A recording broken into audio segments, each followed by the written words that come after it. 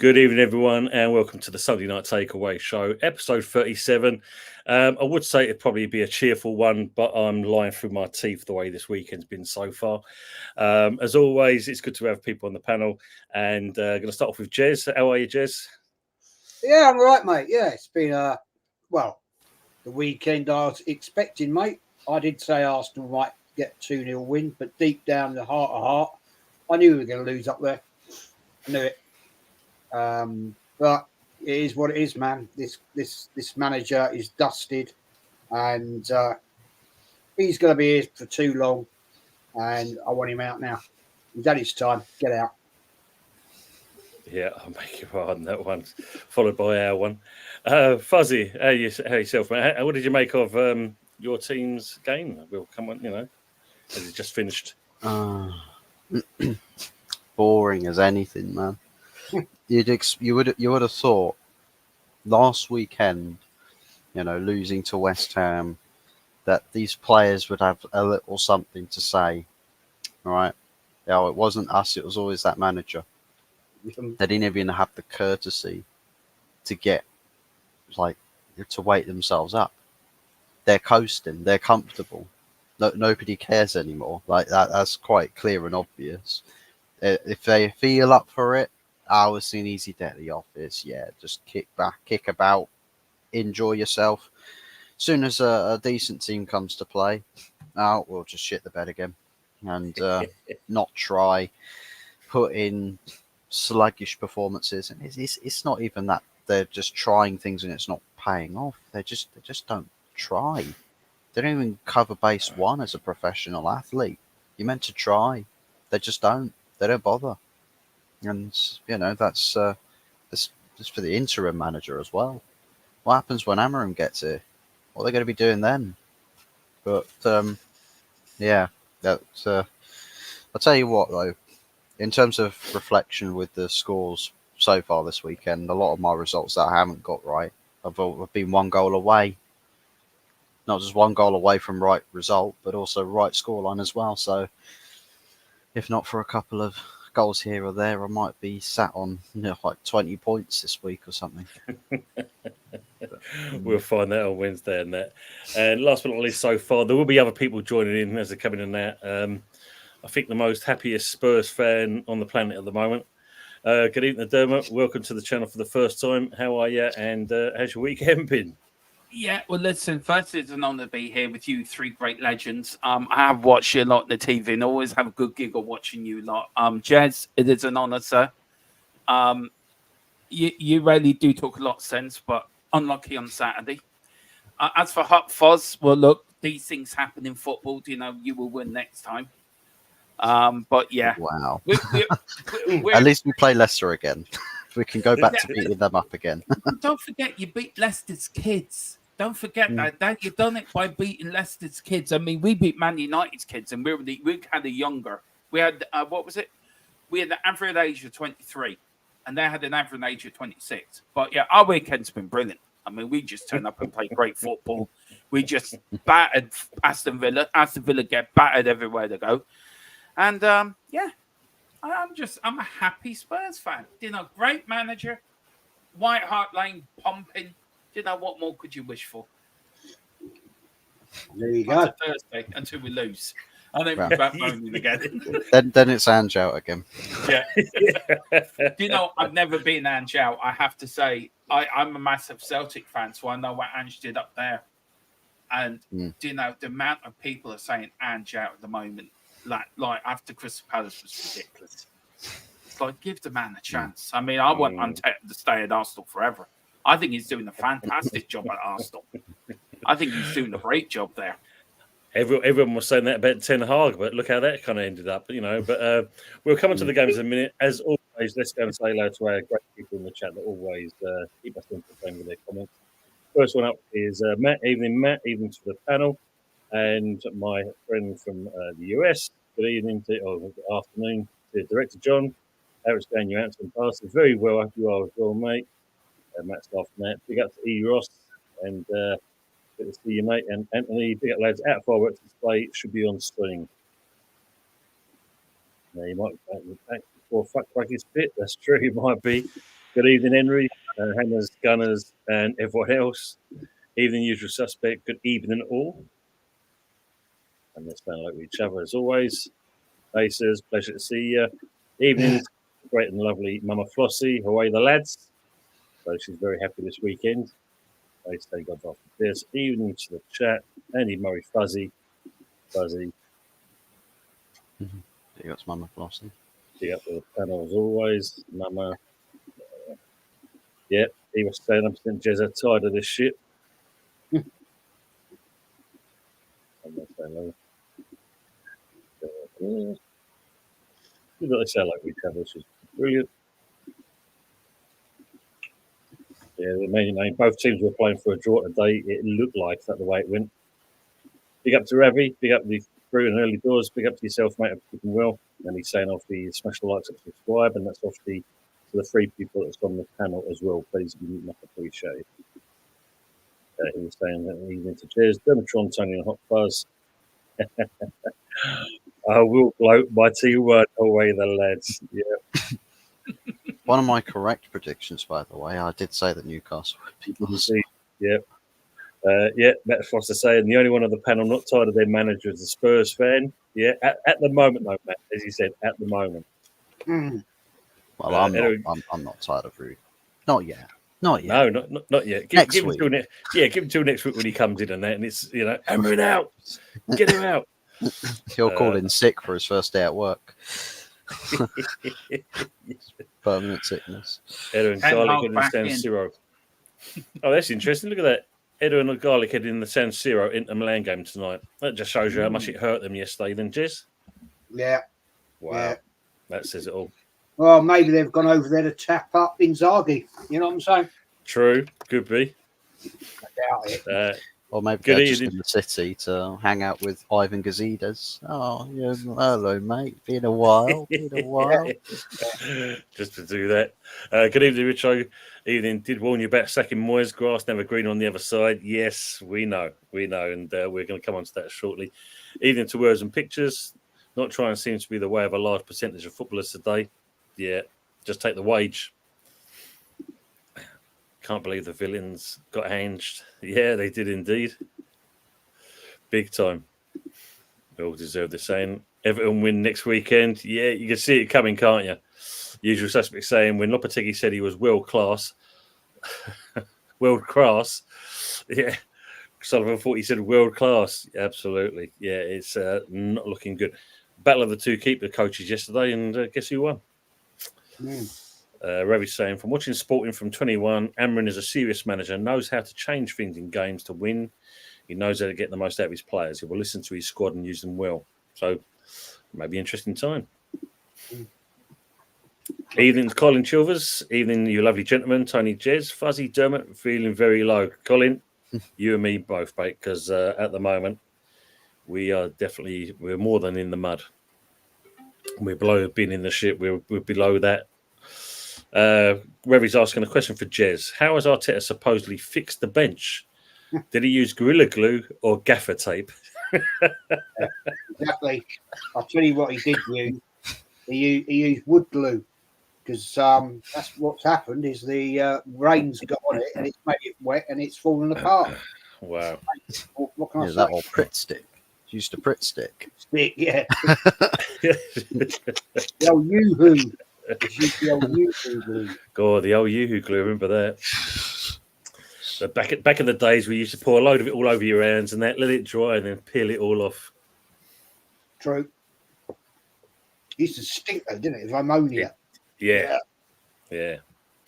Henry saying, is Amrin going to take one look at the squad and say, what the fuck did I sign up to? And get on a plane back to Sporting. Could do. Not lie. Wow. That's in there straight away. Look, I'll give Amrin until Christmas.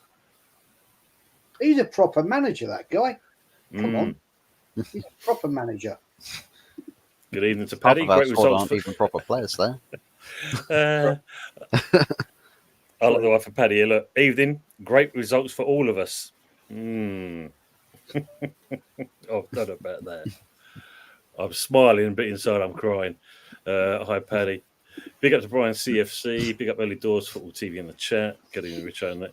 Question for the Spurs fan: how do Spurs build on consistency? If I knew that, I'd be a millionaire.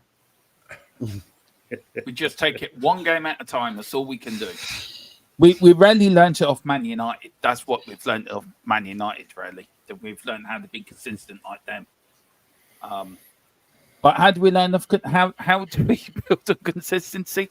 Well, we've won we've won 2 games in a row, so I suppose that's consistent. So there you go. We've broken the hoodoo now. 3 in a row on Thursday, 4 by next weekend above Arsenal. Guy, all life is great. Could be. I mean, yeah, West Ham are consistently bad at the moment, but yeah, we're consistent. There's no two ways about that. As you're saying, Galatasaray await Kangaroo on Thursday night. Looking good, is it? Big up to FCSN Colm. Big up, gents. Big up to yourself. Hope you're keeping well. Good seeing you.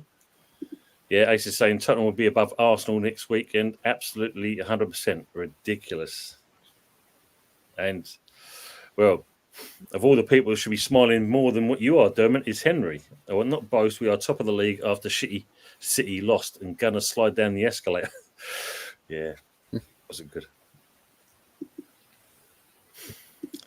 Tony, voiceover back to normal. Yeah, it's getting there. It's still a little way to go, but it's a lot better than what it was, Aces, that's for sure. Chris Crane, good evening, Chris. Good show, fellas. Thank you very much. Glad you to be in with us. To be fair, Eric Ten Hag got a good CV, a very good one, in fact. And Ravi's asking another question for you, Jez.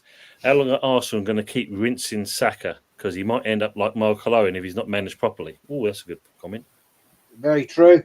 Very, very true. The sad fact is that we are so reliant on him because we haven't got anybody else. We didn't invest in getting a replacement for him. We didn't get that striker that we all know we needed. And solely the blame is on Arteta and Edu. They're clowns, you know. When I did a show on Matty show earlier this afternoon, and in fact, I didn't know this, right? How Edu started out at Corinthians, who were first in their league when he joined them. 3 years later, they were 4th, and he left, and he went to the Iranian national football team. Nothing happened there, and then he ended up at Brazil national football team. That didn't go well, and what do? We bring him to Arsenal, and it's all going well, isn't it? It's all going well. That just says it all. That says it all. I'm sorry, I just find that so funny. This fellow goes everywhere, balls it up everywhere, and also think, tell you what, let's get him in. He'll do a good job for us. There you go, mate. There you go, Dermot. Yeah, that's Arsenal, man. Come saying, hated, adored, never ignored. United. Yeah, that is true. Can I just say as well, even Sir Jim Ratcliffe, our owner, dissed our own squad earlier today. Did he really? Even he's not impressed with the players we got. That tells you something. Jesus. Yeah, we are consistently crap, that's for sure. Matt, I agree with that one. Yeah. Anyone seen Wurzel? He'll be here shortly, hopefully, Ross. Yeah. Mama said she saw him last night. Stuck on his tractor, I think. Ross. Yeah, last time I heard he was setting his tractor on fire. Keeping himself warm. Yeah, look, we need him on the panel. And we're saying even Spurs women won today, 2-1. So it's a blue part of London today. North London will always be white. He's throwing them out today, isn't he? Good evening, Cole. Hope you're keeping well. Hello, gents. Hope you're well. You're doing well, Cole. Hope you are as well. As Mama's saying there, make sure to hit the like, please, as well. It'd be hilarious. Yeah. Oh, here's a nice one for you from Colm. Thoughts on Xerxes from the panel. I'm a United fan, and I think he is nowhere near the level needed, and I don't think he's good enough to play for a Wolverhampton. Wow. So that'd be for you, Fuzz. What do you think on that one? I think given that it's still quite early days, he's not come into the team with bags of confidence. I think he looks like a shy player on the pitch at the moment. So I think a lot of what he's going to do is not really going to come off quite the way that you want it to. So I think first and foremost, let's see what he does if he's got that confidence and the backing from the manager, his teammates around him as well. Because strikers at Manchester United are graveyard shifts. Literally, there's just nothing at all. So it's all just dead up top. So it's always going to be harder for a striker to put in good performances for Man United. But I think, given that it's still very early days, he does look like he's a little bit slow off the mark. But then again, whether that's actually his ability or whether that's just a confidence issue, I want to see him with a bit of confidence first, and then I'll judge him for his ability that he has to offer. So looking at that though, then once Amron actually takes fully charge of the team, is Van Nistelrooy going to be staying on still as the striking coach? Possibly. I mean, Ruud has said that he's willing to stay on in whatever capacity. I think is what he's offered. I think it's Rene Heck, current assistant at the moment, is going to be leaving the club, guaranteed. But I think for Ruud, it's a case that he would like to be a part of that setup, and he may be a part of that. But I think it's going to be a case that Amorim brings most of his staff over from Sporting, which would be a nice change, because all previous management that we've had for the past 10 years has had to bring themselves and their assistant, and that's it. Work with the coaches we give you. So, I mean, hopefully from a coaching setup, there's a bit more of an idea that's more synergized, rather than several people having to come together to figure out what the best way for a Man United team to play is. And yeah, I think it's just more likely for that coaching setup to be a success, rather than just throwing a dart at the dartboard and hoping you get a 180. So possibly then, if he does stay on, then you might get something more out of Zersky then, if that's the case. Potentially. What I will say is that Ruben Amorim's teams do create a lot of chances through the striker. So I think Xerxes, Hoyland, those two should, on the technicality of how they play with Sporting, they should get chances created for them. However, Bruno's not one to create for his strikers all the time. Rashford, Garnacho, other wingers, they like to see their names in bright lights, shoot from ridiculous angles and distances, and just be greedy. They don't think about playing that final pass or keeping the ball just for a second longer just to open the space, or they hold on to the ball for too long, and the movement of a striker is dead. What you see with Gyökeres at Sporting, he's quite mobile. He's constantly on the move, and the players are always looking out for him. So whether Amorim can get the team the same way at Manchester United, we'll have to see. Oh, interesting times. Ravi's got a question for you as well, though. How many chances does Garnacho need in games before he converts them? He's had more chances than a game of Monopoly. Yeah, Garnacho, I think, is sort of at a point where some people say with his age, "Oh, give him a chance, give him a chance." Lamine Yamal is 17. He's got another assist today. The guy's he's living up to it. If you're good enough, you're old enough. End of story. True, for me. Absolutely. And I know a lot of people will say, well, you can't be too harsh on kids. It's like the same attitude people have with Collier. I was like, hold on. Kobbie Mainoo, who's lit up that Manchester United midfield as a bright prospect, is younger than Toby Collier. So why is everyone calling Collier as a young prospect? Meanwhile, Kobbie Mainoo bursts onto the scene and just commands it. He commanded his position in the team. So for me, it's a case very quickly becoming a case that Garnacho is showing a very prominent trait of inconsistency. But when he's not on it, he doesn't offer anything else on the pitch. So as far as I'm concerned, with Garnacho, it's let's see just how well you can do under Amorim, because I don't know how much time he's going to be given before people all have had enough of him. I think the fan base has already had enough of him. So I can't imagine if the reputation of Garnacho is poor amongst the supporters. I doubt he will stay on past the summer. So he's got to fix up. Ernie's crust at the end of the day. Pepsi saying it's time to go. Yeah, absolutely, Pepsi. Yep, it is. If you mention his name, he'll come. It's true.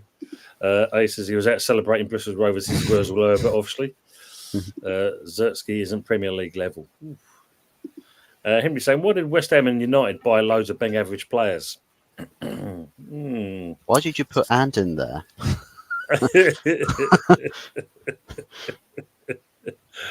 Yeah, well, it's what you get out of them at the end of the day, isn't it? Really, that's the thing.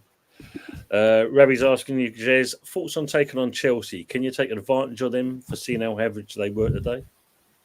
That's probably right here. It's a different game at the Bridge. Totally Chelsea are a lot better.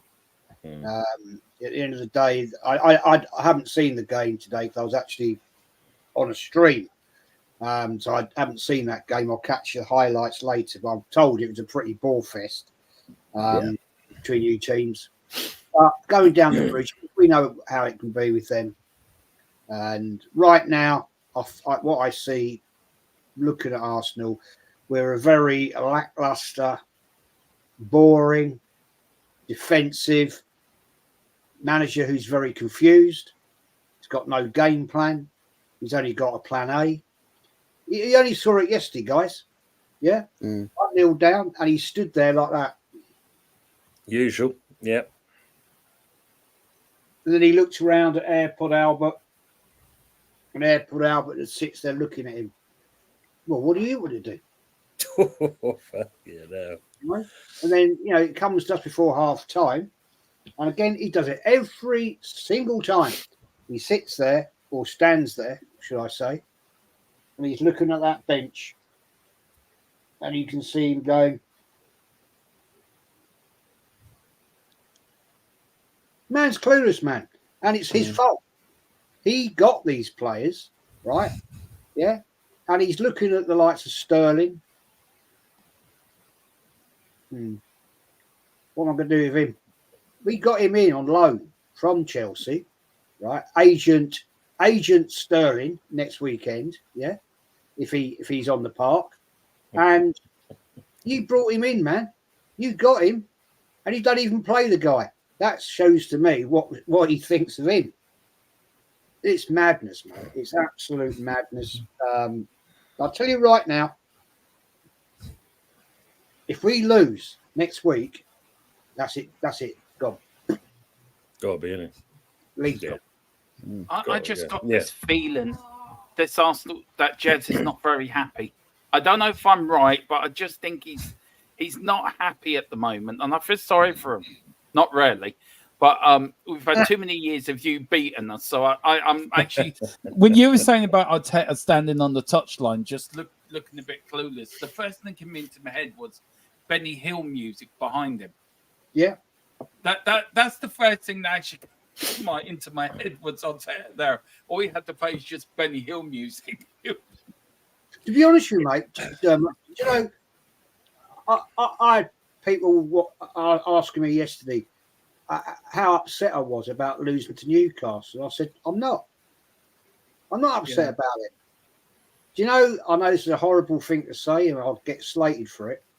The only time we are going to get these idiot management out of this club is if we don't finish in the top 6.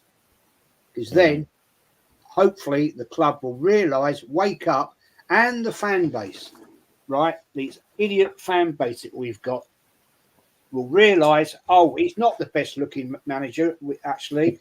He's not the greatest manager in Europe. He's actually bloody crap.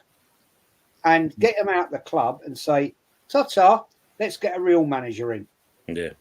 At the end of the day, at least your club, Spurs, are showing ambition. At least Man United are showing ambition by getting rid of Ten Hag. Oh, by the way, won 2 trophies in 2 seasons. Yeah, got rid of him. What have we done with this clown of a manager? Yeah, hung on to him and hung on to him. Oh, and let's give him another 3-year contract. It's an absolute joke, man. It's a joke. Because you only had one shot, one shot, didn't it? One shot on target yesterday, apparently. That's 100% improvement from last season. We didn't have one last year. Jesus. So who was better, Arteta or Terry Neal? Terry Neal won FA Cup, right? Actually got us the 3 FA Cups. Yeah, he did and the Cup Winners' Cup as well. Sorry? And the Cup Winners' Cup final as well. Yeah, and at least he got us to 3rd in the Division 1, right? And actually was challenging. Now, yeah, you can say, oh, well, Arteta's challenged second. We were never in the position we were ever going to win Division 1 under that manager. Arteta, mate, you were top all the way through, from Christmas to capitulating at the end, losing by 2 points. That is failure. That is failure. You should have won that, and no, you couldn't get it over the line, and then you did it again last season.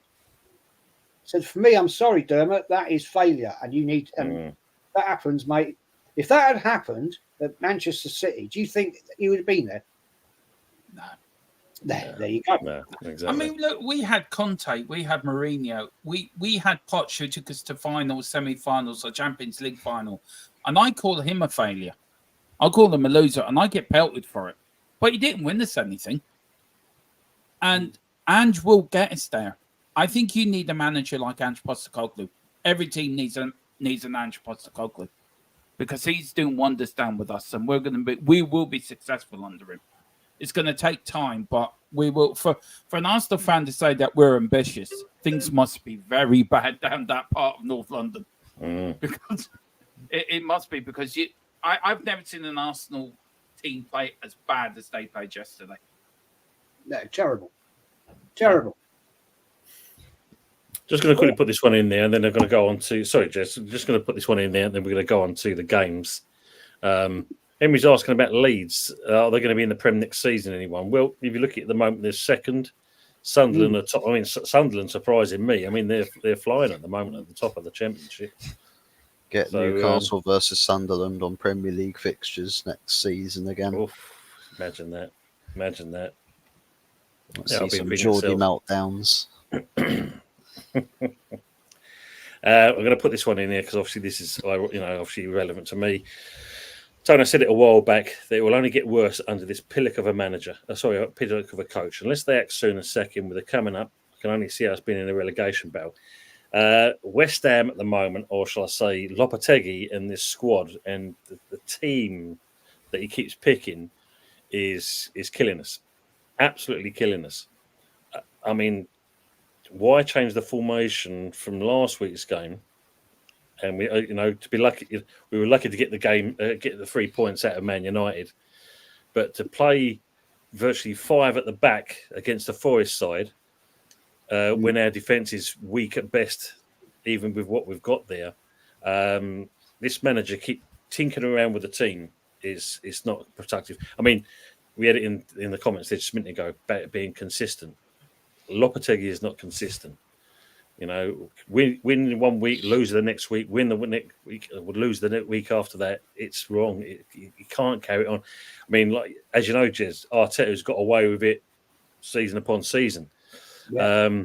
How long Sullivan gives this man at the moment in charge of West Ham, I don't know, but he seems to be sticking for him at the moment. And I do see people saying we've got to give him a chance. But how many chances do you want to give him when he's picking teams like he is at the moment? And it's just, Alvarez is a ticking time bomb, and it proved that yesterday. He gets himself sent off for doing something stupid first of all, and then gets red carded. Doesn't help the situation. But fair play to Forest. I mean, at the moment, like I said earlier, it was a battle of the two goalkeepers as coaches, but Nuno's got Forest playing some decent football at the moment, and they sit third, and possibly rightly so, the way they're playing.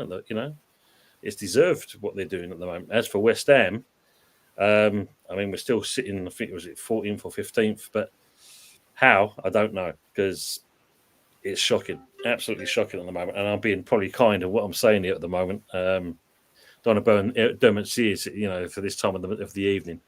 But I don't know. How long do they give him? That's the question. I mean, Ten Hag got away with so long, and he went is Sullivan going to do the decent thing and realise that this project that he's brought in, because it's him that kind of brought him in. No one really wanted Lopetegui. And I've always said, jury out for me. I want to see what this bloke can do. And he's proven me right. He can't do shit, basically. I think, mate, at the moment, why West Ham are where they are is because you've got even worse teams below you. So you've been sort of propped up a little bit. Probably are, Jez, yeah. If they were to kick on, then and you continue how you're going, then you will be in the shit. I don't think you'll get relegated, personally. I don't think that will happen. I'm sorry, there's too many teams. There's the teams below you are pretty shit. Yeah, I think we'll keep our head above the water, but it's just shocking. It is. I mean, I know we've been there many a time as West Ham fans, but this at the moment is despicable. Basically, you just can't have it. It just can't keep going on. No. I mean, I don't know, Fuzzy, Dermot, what's your views on the West Ham situation at the moment? Even Steve? I'm really struggling with the West Ham situation at the moment because you had David Moyes who got you to a European final, who consistently put you in the top 10 and play good football. Big up, Carl. Yeah, I snuck into Tottenham last night and just stopped them in the studio this morning. They haven't noticed I've gone yet, but I will put them back by tonight. I just feel you should have stuck with David Moyes, and I feel you're handing them out. But for this other manager to come in, that's actually no good. And I think he will be gone by Christmas. I don't think David Sullivan will give it very long. I think he'll give it to Christmas, and I think he'll be gone. Then where do you go from there? Who do you get in? And it's another rebuilding job. And the way I watched it last night, match of the day, West Ham players had no fight in them. It looked like they didn't. I feel sorry for the fans that actually was up there. There's no fight for the badge. There's no. I don't know. I think you shot yourselves in the foot, in all honesty. And I think you're paying the price for it now. Right. Yeah, I agree on that. I mean, it just seems we knew what other choice we could have got in. I mean, funny enough, we did look at Amarin, and I know Liverpool were at the same time in that, and obviously, it didn't go where we wanted it to go, and we ended up with him, Lopetegui. Strange choice. I didn't want him. And so, I think my thoughts of it are quite clear. Thomas Frank for me will be ideal for West Ham. But I love Thomas Frank as a manager. I think he do. I wanted him at Tottenham when they sacked when we got rid of Conte. I wanted Thomas Frank in. And don't get me wrong, I love Ange Postecoglou. I'm over the moon he came in, but Thomas Frank was one of my managers I wanted because I think he'd do a good job. I think he's outgrown Brentford. I think he needs to move to a bigger club now to move on for his career, to be fair. Yeah, we'll see. Just going on this one, Paddy saying, what was that business about Arteta squeezing lemons with the squad? Be funny if he actually got some of his eyes, demonstrating it to the lads. Well, apparently what he did, he brought into the changing room lemons and a bowl. Jesus Christ almighty. And he got the players to cut them in half, and he got them to squeeze all the lemon juice out of them. And his theory was to the players, or his statement to his players was, that is how you squeeze the life out of everything. Did he give another example where he put his hands around each of the players' throats? It's like, and now I'll squeeze the life out of you. The man's a fucking clueless nuts. What's that all about? I mean, it's bad enough just, when you watch that documentary when you got the freaking light bulb out, but now lemons. the You'll Never Walk Alone speakers. Yeah, that's the bit that got me when he started playing You Never Walk Alone. I'm thinking, I would love to know what his job interview was like. Right, Mr. Arteta, what can you bring to Arsenal? What can you make us, bring to our club? Well, I can bring you lemons, a light bulb, and You Never Walk Alone. Right, there's a 5-year contract. Sign it. And a dog. And a dog as well. Might as well call him Fagin, I think, for Jez. Call him Fagin. I mean, Nick pickpocketing wallets and purses out of people's pockets. What the?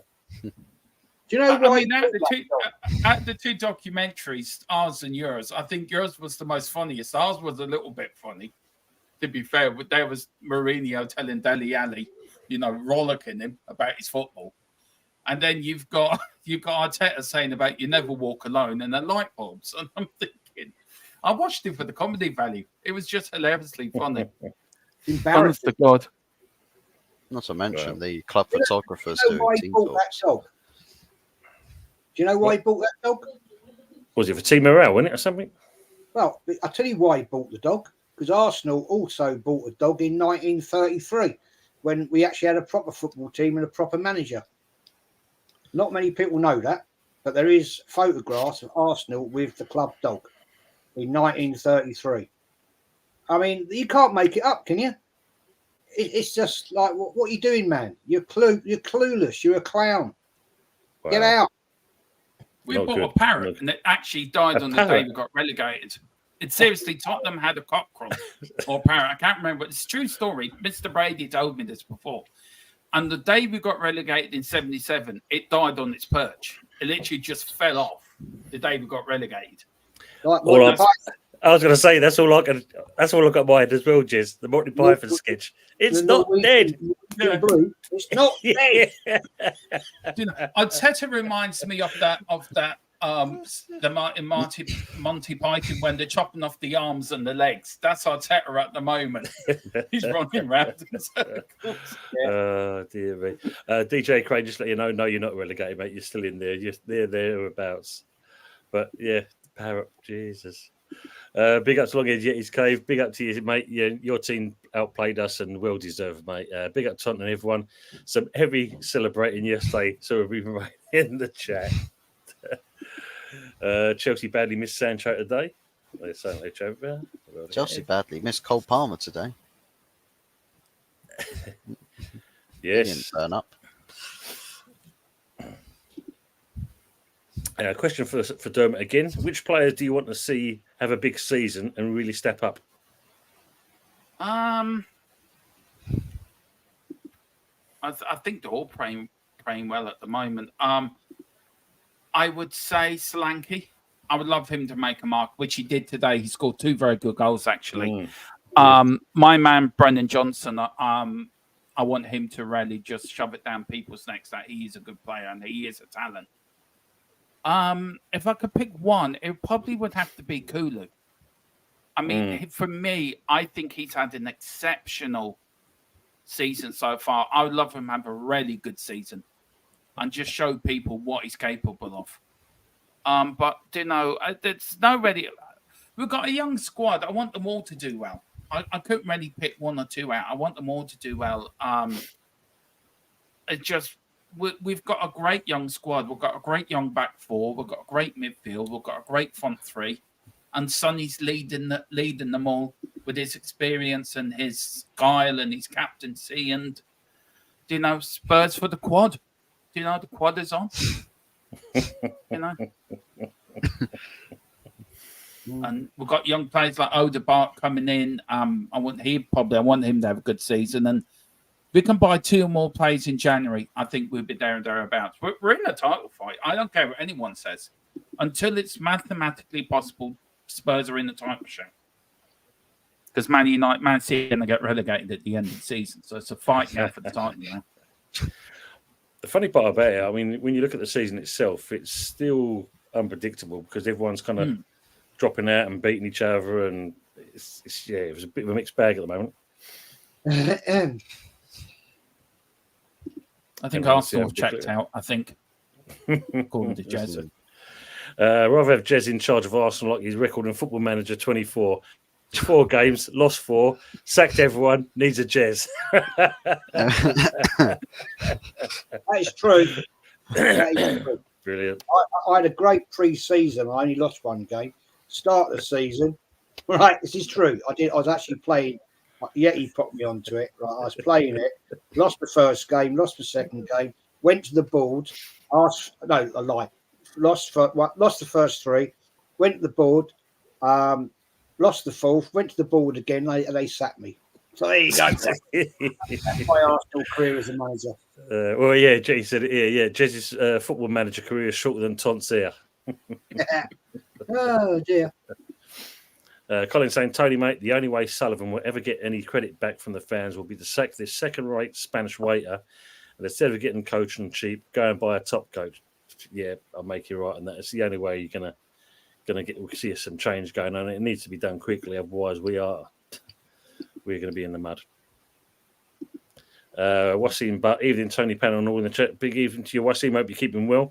I mean, the funny thing you said earlier, Dermot, I mean, when you look at it, I think the biggest problem is it's all, getting something out of this squad. You don't make changes. And where players didn't look interested, I think it's just a case of, you see players do it many a time with other teams. And I think maybe our lot are doing exactly the same thing. It's a case of they're not playing for him. No, they're not. They're not playing. Sorry, you're going to say. I'll say it just. I think, look at when we played you. The Kudus situation. I said before. I think that was pure frustration that came out, and it's not good times. No, I've seen it before at our place when under Mourinho and under Conte, even under Nuno, who I do still call them the Garden Gnome. That was my nickname, and I'm sticking with it because he just stood there like a garden gnome. You can all buy Nuno. Just go down to your local garden centre, and you will find Nuno's just sitting there. You notice when the players are not playing for the manager, and West Ham are not playing for their manager. It is clear as day, and I still can't believe you sacked Dave. He listened to the fans to get rid of David Moyes.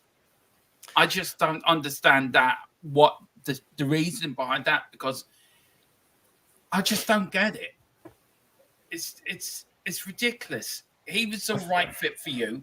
He was the right fit for him, and together you were doing well. We were, but I think the last season, I think I said before, it just seems that he was told earlier that he wasn't going to be having his contract renewed, and from that point onwards, he just shut off.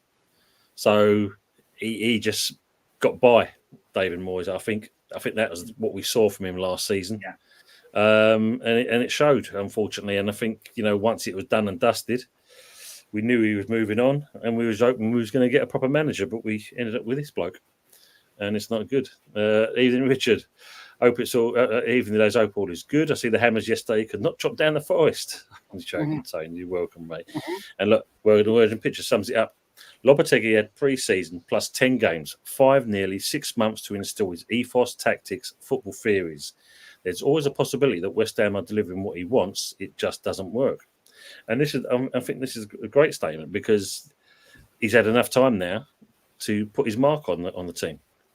And this tactics of changing it week in, week out, even at Sunday level, you're going to get no consistency. So at pro level, which you expect pro players to do better than that, you can just see, as we just spoke, I don't think they don't want to put it up for him. It just seems they're getting by.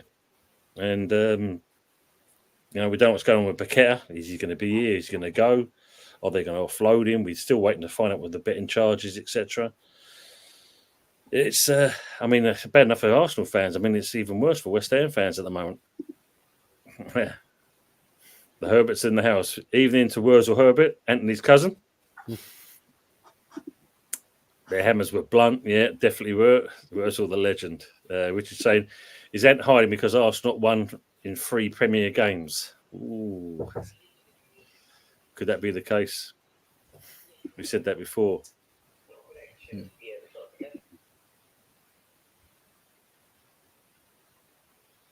No.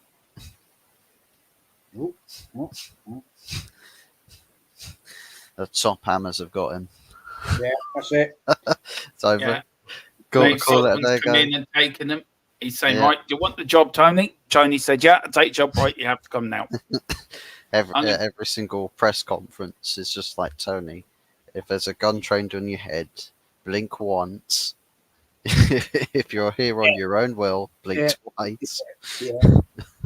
And if you're a happy Spurs fan, just clap and just say, yee. God.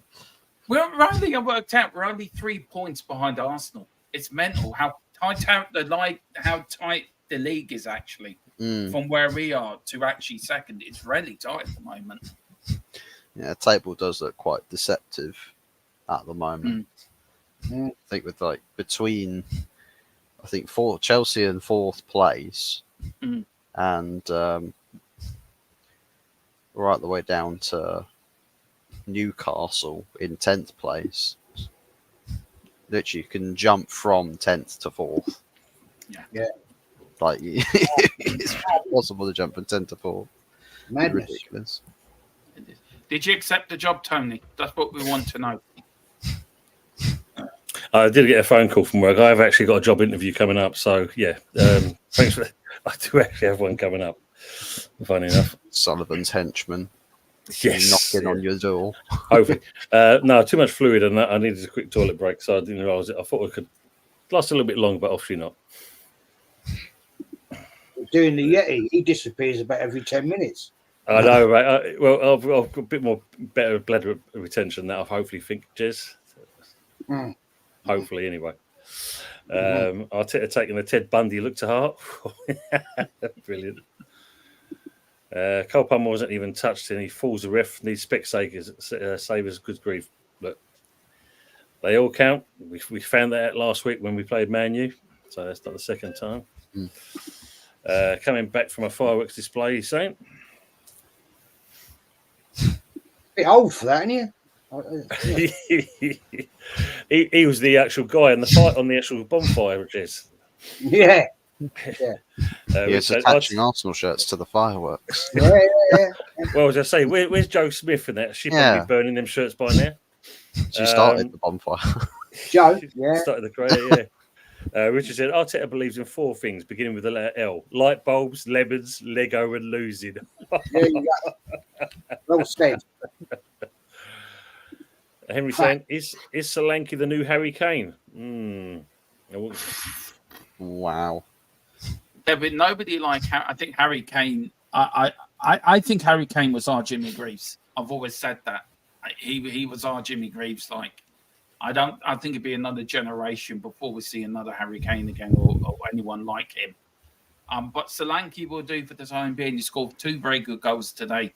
But by God, does he work hard for the team. He never stops running. I mean, he ran himself into the ground against Man City on Wednesday, and he done the same today. But I don't think he's not the new Harry Kane. It's like probably when Martin Shivers took over from Jimmy Greaves at Tottenham, when Jimmy Greaves went to West Ham and Mark Peters went to Tottenham. It's like it's Martin Shivers the new Jimmy Greaves. Martin Shivers, great striker, but not in Jimmy Greaves' league. And the same thing with Harry Kane. Solanke's a good striker, but not in Harry Kane's league. We're lucky. I was lucky enough to see Harry Kane in my lifetime. I think you guys were lucky to see Jimmy Greaves in your lifetime. So you've been lucky to see 2 generational strikers in your time. But yeah, Harry Kane will never be another Harry Kane. He will come back to Tottenham and break the Premier League record. I think that will happen. That'd be interesting. He wants that. He wants that Premier League. Yeah, we know he likes to. We know he likes to cling on to those kind of things. That's for sure. Yeah. So we'll see that coming along. I think the only kind of funny thing about your game today, Dermot, as always, he gave his heart and soul. He's not exactly the best player, but he did set up, the Solanke goal on there, and then got him himself injured and had to come off. Your good old friend, Richarlison. Jesus, man. I love him. I love Richie. I love his shithousery.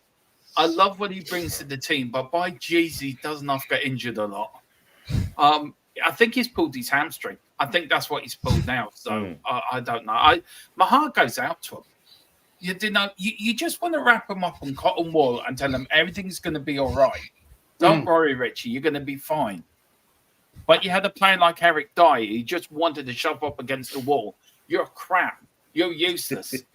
Yeah, but don't worry. I'm going to Bayern Munich. I mean, how many strings did that Harry Kane have to pull to get Eric Dyer to Bayern Munich? I mean, he must have had something. He must have had something on the manager. That's true. You know, if you don't get him in, this can that. But no, Richie, I feel sorry for him. I always said it. He's a big fish. He's a small fish in the big pond at Tottenham. But you put him into like an Everton side or an Ipswich side or a Southampton side, you could build a team around him, and he'd be the big fish there. And I think that's where he flourishes. I just think Tottenham is just too big for him. But my heart goes out to him. But he does try. Bless him. I've got a club eagle. Bam, take that. It's probably thinking, what the fuck is this? That's true, Paddy. Collins, yeah, I know what you say. We won't be relegated with the players we have. Yes, we do have some good players, but I'm not seeing any fight in them as if we was getting into a relegation battle. Yeah, it's not looking good. Yeah, he's saying Dog's been Arteta's best signing, to be honest. Mm-hmm. Arsenal passed enough gas to start Anthony's tractor. What does that we need, for fuck's sake? Yep, that's true. Oh my God, anybody else saying there? World. Darren Sullivan in the house as well. Hello, Aces. Born to be Eros the boss. Celtic versus Rangers yet again in the Scottish Cup. Are there any other Scottish teams out there? Don't look like it. Nope. Yeah, look. Yeah, he's saying we're in the title fight at the moment, but like you Spurs, we won't be there at the end either. Yeah. But it's nice to say it. It keeps you going to Christmas, and after Christmas, you hit realization hits you in the face. Okay, we're not in it now. Why did you sack Moyes? A typical Spurs fan, just messing around. Now, of course, we know you're messing around. Where's the missus? Did she follow the yellow brick road and find Tin Man? Jeez. Everton home for Lopetegui on Saturday after. Yeah, not looking good. Darren Sullivan's profile picture always reminds me of Kim Woodburn. She can clean my tractor any day.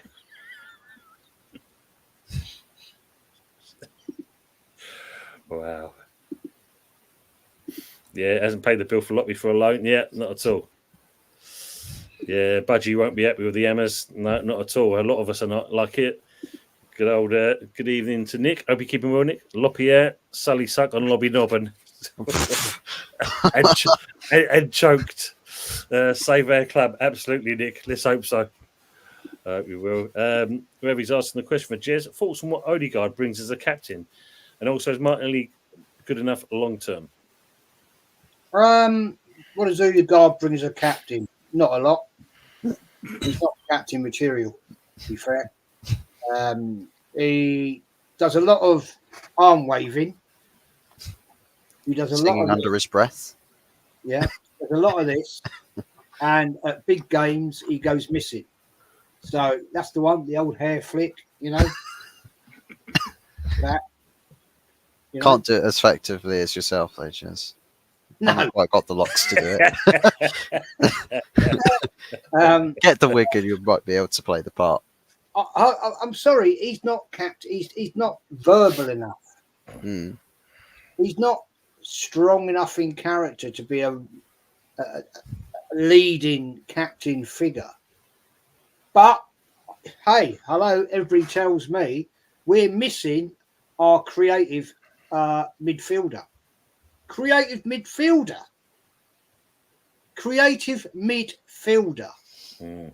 This guy, that some of the arse-white Arsenal fans said is the next Bergkamp. What planet are you on? What have you watched? I mean, I think none of these people that made those statements actually ever seen any of how Bergkamp played on video. To actually put those two names in the same sentence is an insult to Dennis Bergkamp. This guy, he's a decent player, Odegaard, don't get me wrong. Took him a long time to settle into the Arsenal team. But creativity? No. And I'm sorry. No, he ain't the man. What is Martinelli? Is he good enough long term? He was. But I'm sorry to tell you, his creativity and his talent has been coached out of him by Arteta. And Arteta does this. He's a vampire. He sucks the lifeblood, creativity out of players. He's done it. He did it with Aubameyang. Stuck him out on the left wing. Aubameyang didn't want to be there, and we know what happened there. It all went tits up. He did it with lack of threat. Yeah, didn't encourage the guy. Saka used to once upon a time take on players. Right, he used to run at them, scare the shit out of defenders. Now, what does he do? He'll go down that right touch line. He'll piss arse about of it. He'll get 3 players on him, and he'll try and do jinky stuff. And what does he do? Passes the ball backwards, back into the midfield, and it goes out to the left. Martinelli won't pick it up because God knows what's happened to him. He's fallen off a cliff, and off we go again. If you look at what we did in that second half yesterday, 80% of the passes in the opposition half, Newcastle's half, was sideways and backwards. 80%. That's how negative we were playing. Because what did we do? We went defensive. 1-0 down again. 1-0 down again, and Arteta goes defensive. What did he do? He brings on Jorginho. Can't run, got no pace. And Jorginho, on for 3 minutes, gets booked. Nice work. Nice work. You know, and takes off players that actually may have had a chance for a threat. Now, the other question, and I don't want to go deep into this because I don't want to get angry about it, but we started with Partey at right back. Yeah? I don't like that at all. I think it's a nonsensical thing. But within the second half, bring on Ben White. So if Ben White's on the bench and he's fit, what are you starting? And put Partey on his natural position, right midfield. Don't start Marino in left midfield. Put Declan Rice in the left midfield centre, right, alongside Partey. And have Ben White at right back, his natural position. What is going on with this manager? What is going on? All right, if Ben White's not fully fit, 60 minutes after, first 45, next 15, if he's starting to flag, then make the change. But if you look at that goal, right, Newcastle scored, very good goal, yeah? Gordon's going down that left flank, yeah? Doesn't mess about with the ball. Quick cross. Isaac runs straight between Partey and Saliba. Bang. There you go. See you later. Bye-bye. You can't make it up, people. I could see that happening. As soon as Gordon got that ball, I could see Isaac on the TV, right? Running straight through, diagonal, in the box. Bosh. See you later. And what do we do after that? We sat back. Then we started trying to press it. And then come half time, 1-0 down. We come out. He changes it up with White coming on. And we go full defence. Man, the guy's a fucking clown. Just going on this though, Jez. I was listening to one of the radio channels earlier in the day, and one of the pundits said that Arsenal misses Odegaard's leadership on the pitch. What's he do? How's he lead on the pitch? He doesn't say leader. I mean, I nearly laughed my head off when I heard that comment, but it's exactly. That's what he does to the crowd. Yeah, he landed in the plane. So what he's doing. Yeah. He can work at my airport. He can do that instead. How often do you see Odegaard, right? Yeah, go up to one of the players and give them a bollocking and get in their face and say, "Fucking step up to the game, do your job, and go and play." We've had that in the past with great captains at Arsenal Football Club. Yeah, I can remember great captains at Tottenham, right, that would do the same. And well, fuck me, what can I say about Roy Keane? Jesus Christ. You ain't going to mess with him. And West Ham. Those sort of captains seem to have disappeared nowadays. It's all nicey now, Jez. That's the problem. You can't be angry in someone's face because they're sensitive souls these days and they can't take that kind of criticism. Football isn't what it used to be. And that's the thing. Football's changed. I mean, you talk about Roy Keane. I mean, a great captain. I mean, I'm from Ireland, where we have our great captain like Liam Brady and Roy Keane and Mick McCarthy and players like that. And they're doing the film about Japan at the moment, Roy Keane and Mick McCarthy, and Roy Keane walking out on the Irish team in the World Cup in 2002. And at the time, I was very much against Roy Keane for what he did. You're walking out your country. We need you to World Cup. How dare you? But 20 years on, or so many years on, and the older I get his point. He was making a point as captain. This is not good enough for my team or my country. And you look at Arsenal, Tony Adams, Bobby Moore, probably at West Ham's greatest ever captain. Yep. Roy Keane, Brian Robson, for me, I think was Man United's greatest ever captain. They wouldn't stick for this shit. Graham Roberts for us, Steve Perriman, our greatest ever captain at Tottenham.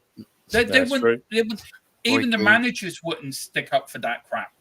You look at probably Ron Greenwood at West Ham. Is it? Yeah, I think West Ham. You look at Ron Alex Greenwood, Ferguson, Terry Dock at Man United. You look at, George Graham. Bertie, what's his name? That won you the double in 71. Him and Don Howe. Don Howe wouldn't stick for that shit either. And you look at, is it Bertie Mead? Oh, Bertie Mead was the manager, yeah. And you look at us, you look at Bill Nick, or you look at Keith Birkinshaw, or David Pleat, who just like breaking down round corners, and it was a great advocate for the AA and RAC. But they wouldn't stick for this shit. Managers now are too kind to players because you can't shout at player because he'll go to the chairman, I want that manager sacked. Football is football. Football is about giving you all, but taking it as much as you can give it. And football isn't football anymore. Shamefully. No, it's a pussy game. It's a pussy game, man. That's the problem. That is the problem. Nick, sorry to hear this, Nat. You've had, and we know you've been ill, mate, but you've also had a passing in the family as well. So I'm sorry to hear that. Our condolences. Well, I need to change that pick. My arse is one-way traffic, though, just to clear them out. Brilliant. And they're all saying they were put condolences to Nick, which is brilliant. He wasn't blood related, but he was my dad since I was 7, just completely unexpected out of nowhere. Sorry to hear that, mate. Sorry to hear that. Ravi's saying, question for all, are we seeing a decline in City, or is this just a blip and City win the league? I think it's just a blip, Ravi. I think at the end of the day, as we said just a minute ago, no one's really kind of setting the world alight at the moment. City go through it. Spurs go through it. West Ham are definitely going through it. Man United's been there and done it as well. But looking at, someone like City, he'll come out stronger like he would, as he's always done. Christmas time, mate. City, let's get it right. They start slow. They build it up, and come January time, mate, bang. See you later. Yeah. No, that's just true. Absolutely. Nick saying, I don't want Terzic either to replace Sloppy. He plays defensive football and did well in Europe, but isn't good in the league. Yeah, I mean, he's still got to learn his trade, I do believe. So who is going to come in for West Ham? Maybe saying, looks like Steven Gerrard could be leaving Saudi, not going well for him there. No, it hasn't. Another player that can't have done all right, but can't do enough. We're all saying like each other. Yeah. He was saying Ravi brings nothing Odegaard, consistently missing in big games. Yep. A hair flick. Yes, hello. Hair flick. Rode the guard out. Yep. Mama Floss saying Jez flicked his hair years ago and it never came back.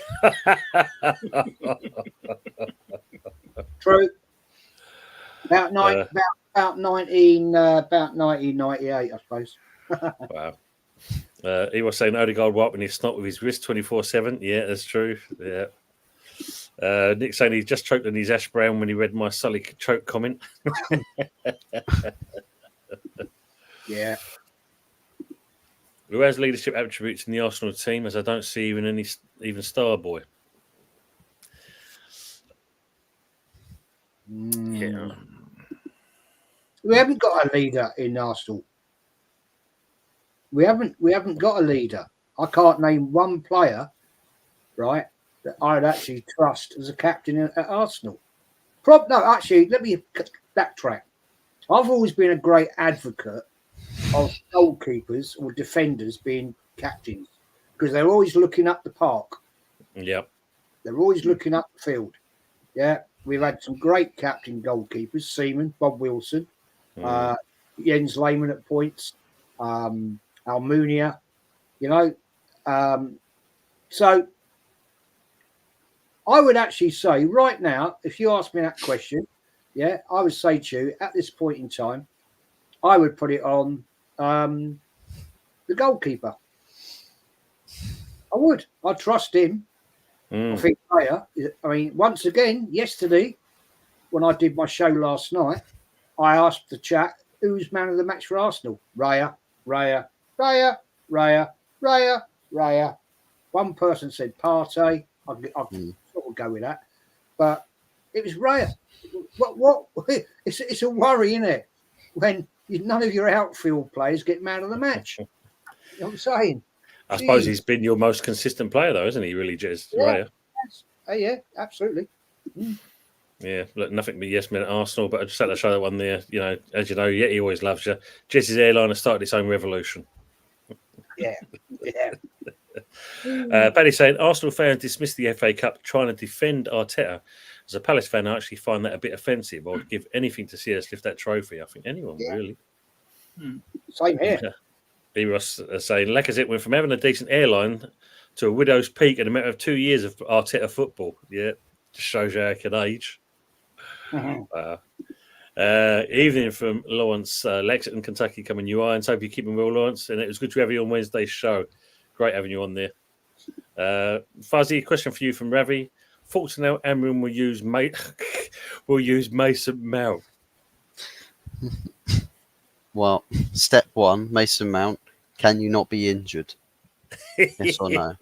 There's the start. You make it to the football pitch without your legs falling off. That's a question in and of itself. But how would he use Mason Mount? Depends how he views him as a player. Does he view him further back on the pitch, or does he think someone further forwards? Because where he likes to go with a 3-4-3, maybe is playing a inverted forward as one of the three. Then have one of your wing backs plays the overlap on the outside, because I'd imagine that's probably where Bruno may end up playing.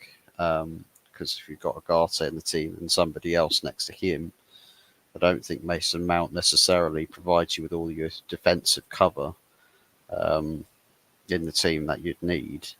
So I'd imagine maybe he does play him in that midfield, but I could see him pushing him forward to be more of a inverted forward further up. So yeah, should be interesting. Should be interesting. I mean, Henry's put here, with Villa's display today, how the hell are they top of the UCL table? Cup games are completely different from league games. Always have been, always will be. You can play very well in the, look at us. We was 14th, but yet we won the Europa Conference. So it just shows you could be crap like we were, but we still won something.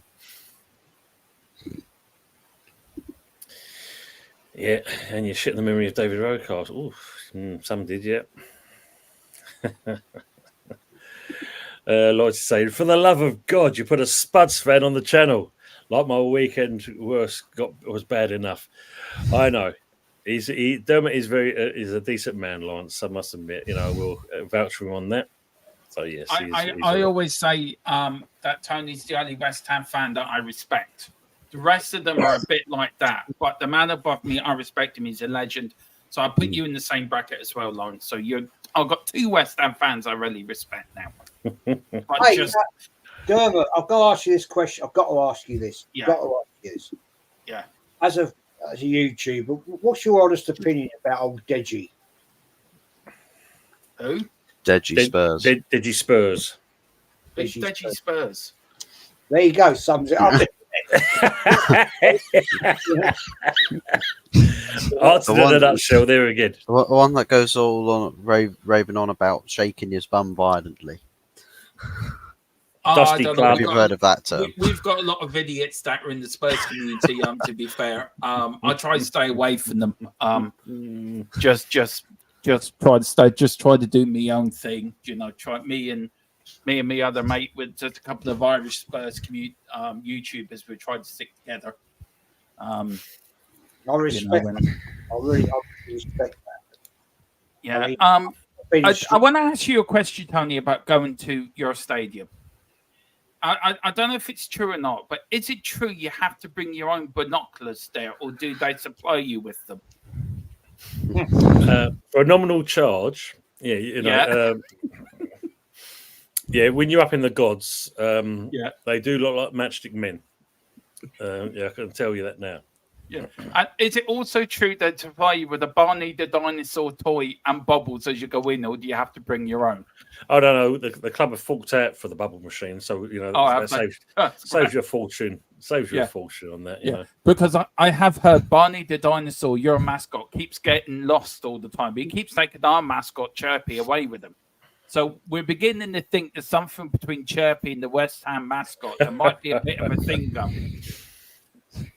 We'll have to see what the thing is. You've got to worry about, Dermot. What the outcome and the actual kids that's going to come from them too. That'd be interesting in itself. Yeah, it would be. But last time I heard, they're in a dodgy nightclub with a lady called Camilla up in Soho. So I don't know what's going to come out of that adventure. But yeah, that would be.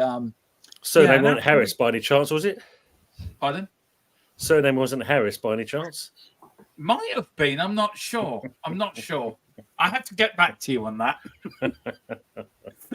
The only Harris I know is his birthday tomorrow. Big up, Mr. Harris. Happy birthday tomorrow. Well, happy birthday to Miss Harris. And also evening to Aaron from Arsenal X-Ray. Evening, chaps in the chat. Good to see you. Hope you're keeping well, mate. And they're saying hello to each other, as always. Darren Sullivan says, Odegaard lost us the title last season by taking photos after a win. Flash prick with no substance or delivery. Yeah. Bites you on the backside. Jez Bergkamp is one of the greats to grace the Premiership. Love watching him play. Odegaard will never do anything like Bergkamp. Not in the world. Not in the world. Facts. Yeah. And look, respect there from Lawrence. Yeah, you have a quality team. That's the difference when you can bring players in and actually get them to work. Yeah, society is different now. We must not hate, laugh out loud, not directly anyway. Plenty of indirect snake snide behaviour out there. 100% on that one, Darren. Yeah, you are looking good, mate. That's for sure. Not you personally, but your club. And going to bring this man in as well. Good to see him as well. Evening, James. How are you, mate? Good evening, gentlemen. How are we? Well. Yeah. Well, apart from the guy to this side of you, who's the happiest man at the moment on the weekend. Yeah, it's not great, mate, is it? Not great at all. Well, with West Ham at the minute, it's fucking diabolical, mate, if I'm being honest. For me, Tone, and I appreciate you sending me a link and having me on, the geezer's got to go out the door tonight, really, and he's a liability. I've watched West Ham all my life, and this geezer, I'm comparing this geezer to Avran Grant, and he's got no idea what he's doing. Absolutely no idea. He's got good players there. He's playing players in the wrong positions. Yesterday against Forest, I know Forest are a good side, don't get me wrong, but to go there and to get obliterated like we did again is borderline embarrassing to a point. I don't know what to say. Really. Listen, for me, I know my expectation of West Ham is a top 10 side. Now, if we finish 9th, I think that's a decent season for West Ham. I'm not asking for top 6. I'm just asking for top 10, and we're nowhere near it. We're closer to the bottom than we are to the top. And for me, he needs to be sacked. Simple as that. If I'm honest. Yeah. Mate, what's your manager's name? Julian, I ain't got a clue, Lopetegui. I got confused because it sounded like you were talking about Mikel Arteta. He plays players out of position. So They obviously I don't know about- in school, man. I don't know about you two. I think he was talking about Christian Gross, but mind you, he was bad. Nah, I mean, as I said earlier on, I mean, I don't know why this manager keeps changing the team week in, week out. It just gives no consistency. I mean, yes, maybe one or two players, but when you're changing formations and tactics for what you think is going to be a hard game, and it just capitulates on yourself, just makes him look fucking stupid more than anything else. And Jez, you've been there as an Arsenal fan, and all it does is angers you as a fan, because you're seeing this same dross week in, week out, and there's no improvement in there. And your manager's been there, 5 seasons. Their guy's only been in 10 games, basically, and we're getting this shit at the moment. The problem is, Tone, just want to say this here. When I look at us at the minute, and I look at other clubs, I can understand other clubs having different priorities, Arsenal, Tottenham. With us having this manager in, this was like a new era. And to be starting so bad, for me, there's no recovery from this. Like, they're starting well and having a sort of standard, but West Ham have got no standard at the minute. The standard is it's not try and concede 2 or 3 goals in a game. And for me, the reason why it's not worse than it already is because there's worse teams than us in this league this year. Like, when I look at us below, there's other teams. But the problem is, the time we play Arsenal on the 30th of November, we could be in a situation when the following game after that is Leicester away. We could be in the bottom 3 if we don't sort ourselves out. And I've got no faith at all in this geezer, at all. Do you know what I mean? He's destroying us from the inside out, and that's a problem for me. It really is. Yeah. I mean, I said, to these guys and to the chat, do you think it's the case of the players that are not looking to play for him at the moment? I think it's done, mate. I think they're done. Alvarez getting sent off twice in a space of 5 games is a joke. Mo wanting to have a fight with everyone in North London. It's just, do you know what does me is if West Ham were playing well and not getting the results, I could let it slide. And there could be a valid excuse there to say, you know what, we're not getting the results, but I can see what he's trying to do. Setting up at 5 at the back at Nottingham Forest away with 2 of the worst midfield combinations I've ever seen in my life. We have actually got Club America 2017 pivot. Now, anyone who don't know what Club America is, that's the Mexican side out in Mexico. And we've got Guido Rodriguez and Edson Alvarez from the 2017 Club America side in the Premier League in the 2024 season. That to me is embarrassing to a point. Like, it's just a complete mess. And we've got Jared Bowen as a captain. Is he captain material? I don't think he is. Is he gonna get in Edson Alvarez's face and say you let down the side, or is he gonna be sort of too nicey nice? It's a major problem, mate. And if I don't think we'll go down, I think we've got enough firepower to get out of there. But I'm gonna be straight. This is not what we signed up for. Simple as that. Yeah. Like saying that there, quality man, and big up the nudge for you, James. Cheers, Lawrence. Thank you, mate. Just a quick one here, just going to before we carry on with that. Paddy's asking a question for you, Dermot. I'm too dense to catch your name. Is that the RS Centre in Kilburn still open? Out of curiosity. I've not got a clue. I live in Wexford in the southeast of Ireland, so I haven't got a damn clue. But look on Google, you might see if it's open or not. I actually have to bounce soon, Tony, very much. I'm very sorry that I have to bounce early tonight. No, thanks, Dermot. Appreciate you being in. But it's been actually a pleasure being on. I always watch the show on the Sunday evening. I always sit down, have my dinner, and watch you guys, and I enjoy the show very much. And it's an absolute pleasure to be joined. I feel your royalty on YouTube, so it's an absolute pleasure to be with Jez and you, Fizz, and you, Tony, and this lovely. I feel sorry. I'll be honest, I feel sorry for you, the fella next to me, the West Ham fans, you and Tony. I feel really sorry for you because we've been there. I know what it's like to have your club do this to you. And football clubs can do that. They can rip your heart out of you. People think what supporting a football club is, Saturday's gone. It doesn't. It's part of our lives. It's our second family. And it can rip the heart out of you. It can put you in a great mood. It can put you into a bad mood. It can put you into an indifferent mood. And look, we're all London rivals, and I always say that I don't like West Ham, and Tony knows what I'm like on my show on my channel, and I'm always up for the banter. But deep down, I rarely hope you lads, you team put it together, because we should be all friends at the end of the day. Football is a rivalry, but it should be just banter. But we should be there for one another if we need somebody to talk to. So, I hope you sort it out. You're too good of a side to go down, to be fair. I don't think you will be in relegation, but I think you will finish probably mid-table. But you do need to sort it out. Either that or you need new owners, one or the other. But, on the I owners, feel your pain, because we were there ourselves under Nuno, Conte, Mourinho, Levy for 24 years.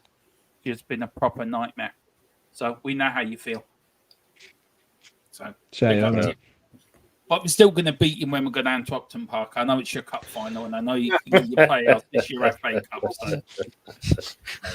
Do you know what? I have so much energy to fire back, but I ain't got none. I ain't got no fucking energy. Like I really haven't. I mean, you've caught me on a day where I'm just drained, literally. I tell you what, when I do the build up for the West Ham game, I definitely get you two lads on for the pre-match. Thanks, David. No, I appreciate that. And that. Listen, absolutely pleasure to be on here, and big up to everyone, and have a great weekend. Before you go, if you have me again. Before you go, just shout out what your channel is as well, please, so the guys on the chat know. If you like what I have to say, and you think, who's this loony Irish fella from Ireland with a funny accent, you can catch me over at THFC Till I Die, the best Irish YouTube channel in the world. We've got the best manager in Ange Postecoglou, and do everything from post-match, pre-match, history, watch-alongs. Just watch me and Colin. Carl as well. Tequila, who's in hospital at the moment. So Tequila, if you're watching, get well soon, buddy. And there's 4 of us over there, and we just talk football. Thanks, David. Appreciate you being on. Thanks for having me on, guys, and you're welcome. Subscribe here. Take care. Catch up with you soon. Thanks, mate. Take care. Take care, man. That's sure. Bye-bye. Ta-da.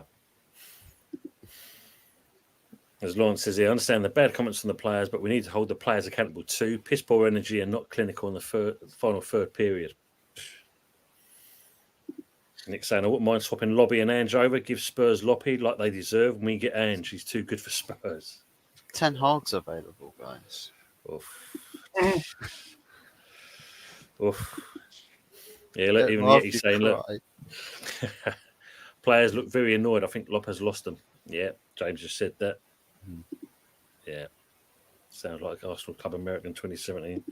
Maybe Yeti. Yeah, I've signed up for Bone at Arsenal in January. I'll make you right though, James. I've said it before. I mean, it sounded good at the time, giving Bowen the captaincy, but for me, and you've seen it in his performances, and that it's just taken the shine away from him. He's not the same player at the moment.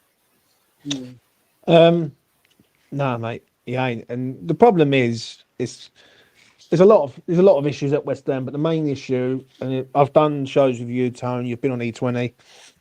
Is Sullivan.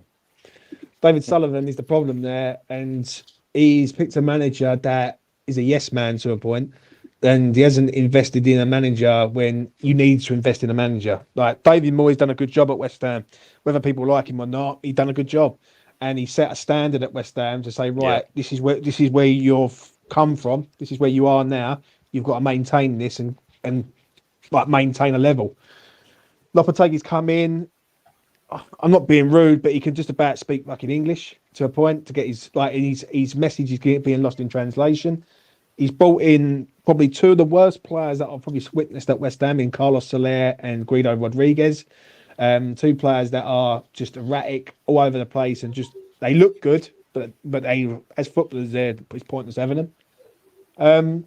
And a lot of this is on Sullivan to a point. And I don't want to be a broken record on Sullivan because I despise the man. But when I look at some clubs and I look at our owner, some clubs go for the younger manager to try and build their club up. We go for an has-been who basically has been at another club. He's got a good CV and that will do. Do you know what I mean? Yeah. And for me, it's a disgrace, if I'm honest. I personally think... I think if we don't get a result next week, and we get hammered next week against Everton, I think he has to go. Personally, for me, I'd sack him tonight. I'd let Mark Noble have the game for Everton. Give him a game. I think you let him come in. He'll galvanise everyone. He will get into the players and say, you know what, this is what it means to play for West Ham. Yeah. You play Everton, it's a free year, it's one game, you get it done, and then you got an international break, 2 weeks to find a new manager. The issue is, I said this on E20 about half an hour ago, it would not surprise me if he sacked him when he got Rafa Benitez. Like, it just wouldn't surprise me, because Sullivan has always wanted Rafa Benitez to manage his club. Rafa's sitting there, not doing nothing, and it'd be another... It's just a fucking mess, mate. It really is. And it's so disheartening. Yeah, I mean, funny you just said it there. I mean, and yet you come in with this comment straight away. Who'd you like to see come in for West Ham if Locke goes? It ain't going to be no one big. It ain't going to be like we ain't going to go to Brentford and pay for Thomas Frank.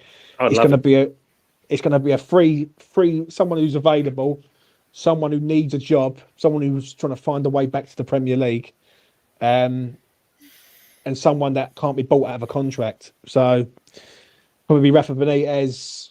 Potter would be a shout.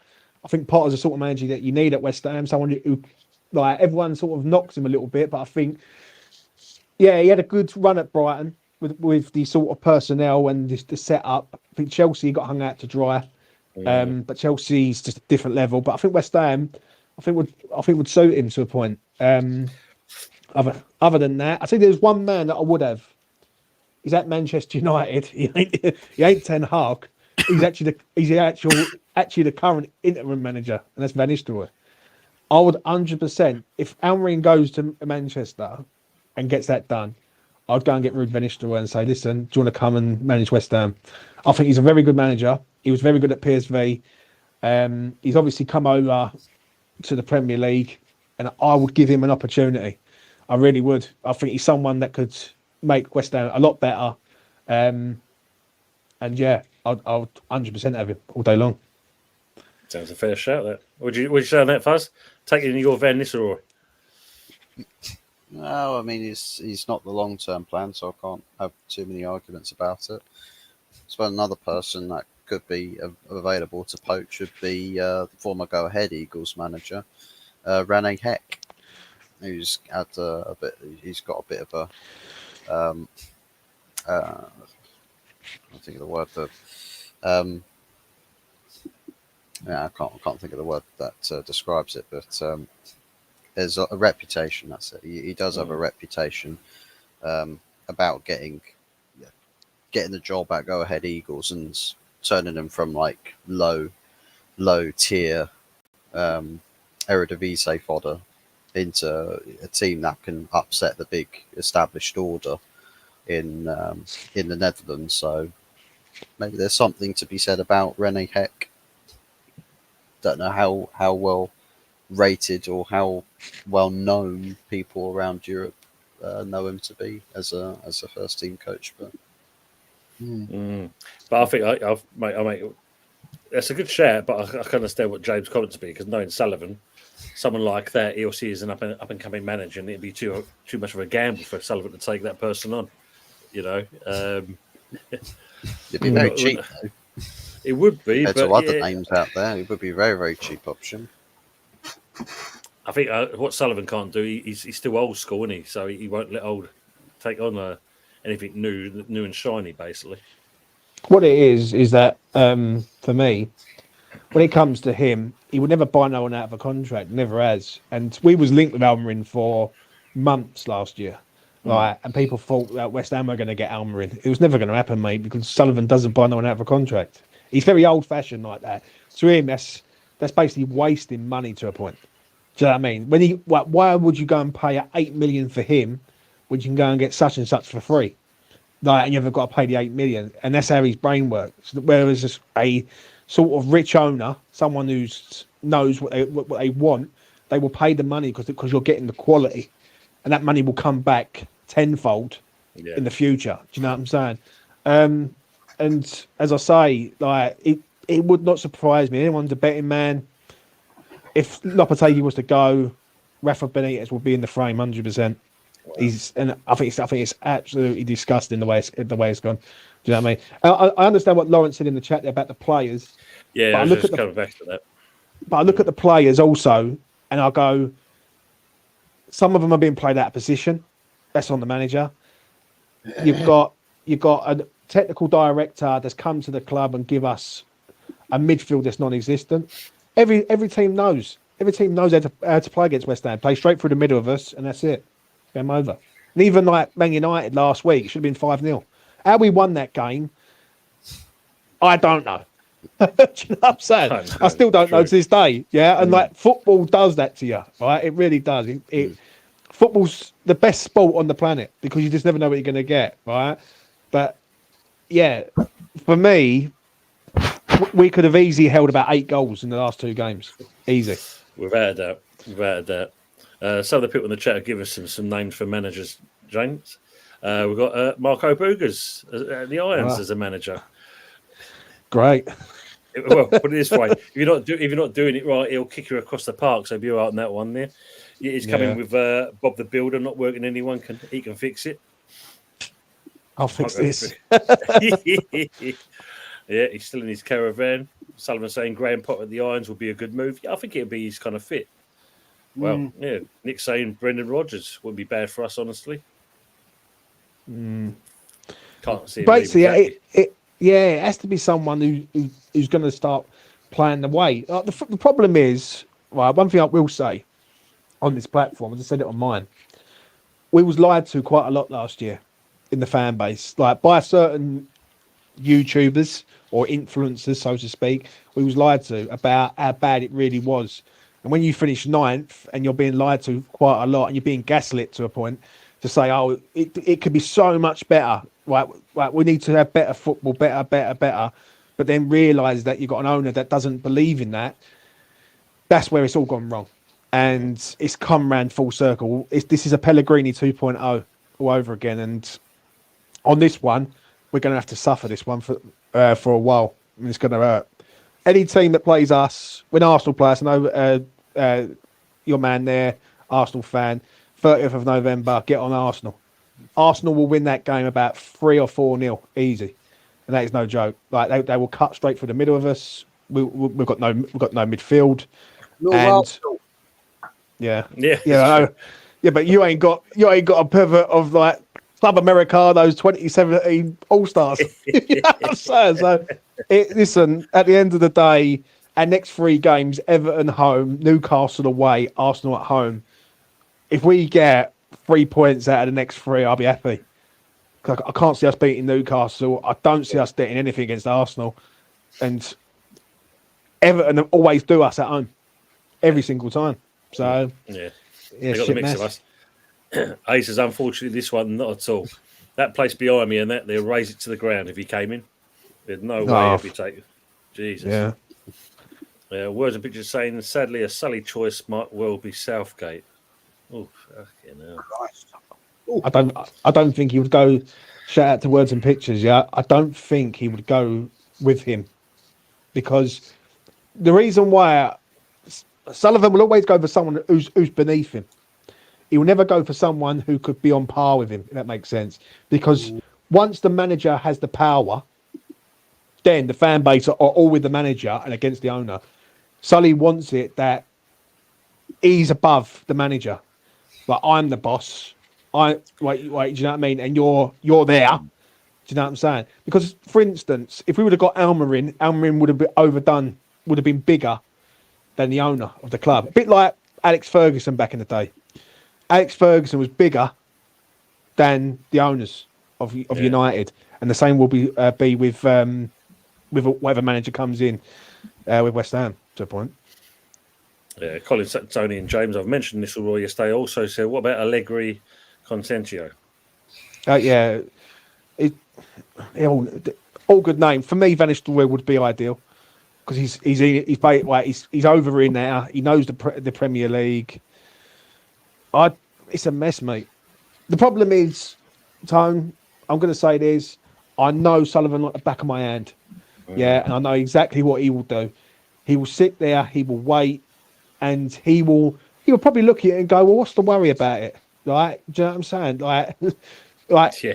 and keep Yeah. him for a season. Like, and it doesn't matter where we finish, but it's very, very sad. When I look at 18 months ago, we just won our first European trophy in 43 years. Everything was good. We finished 9th last year. To where we are right now, I think it's disaster.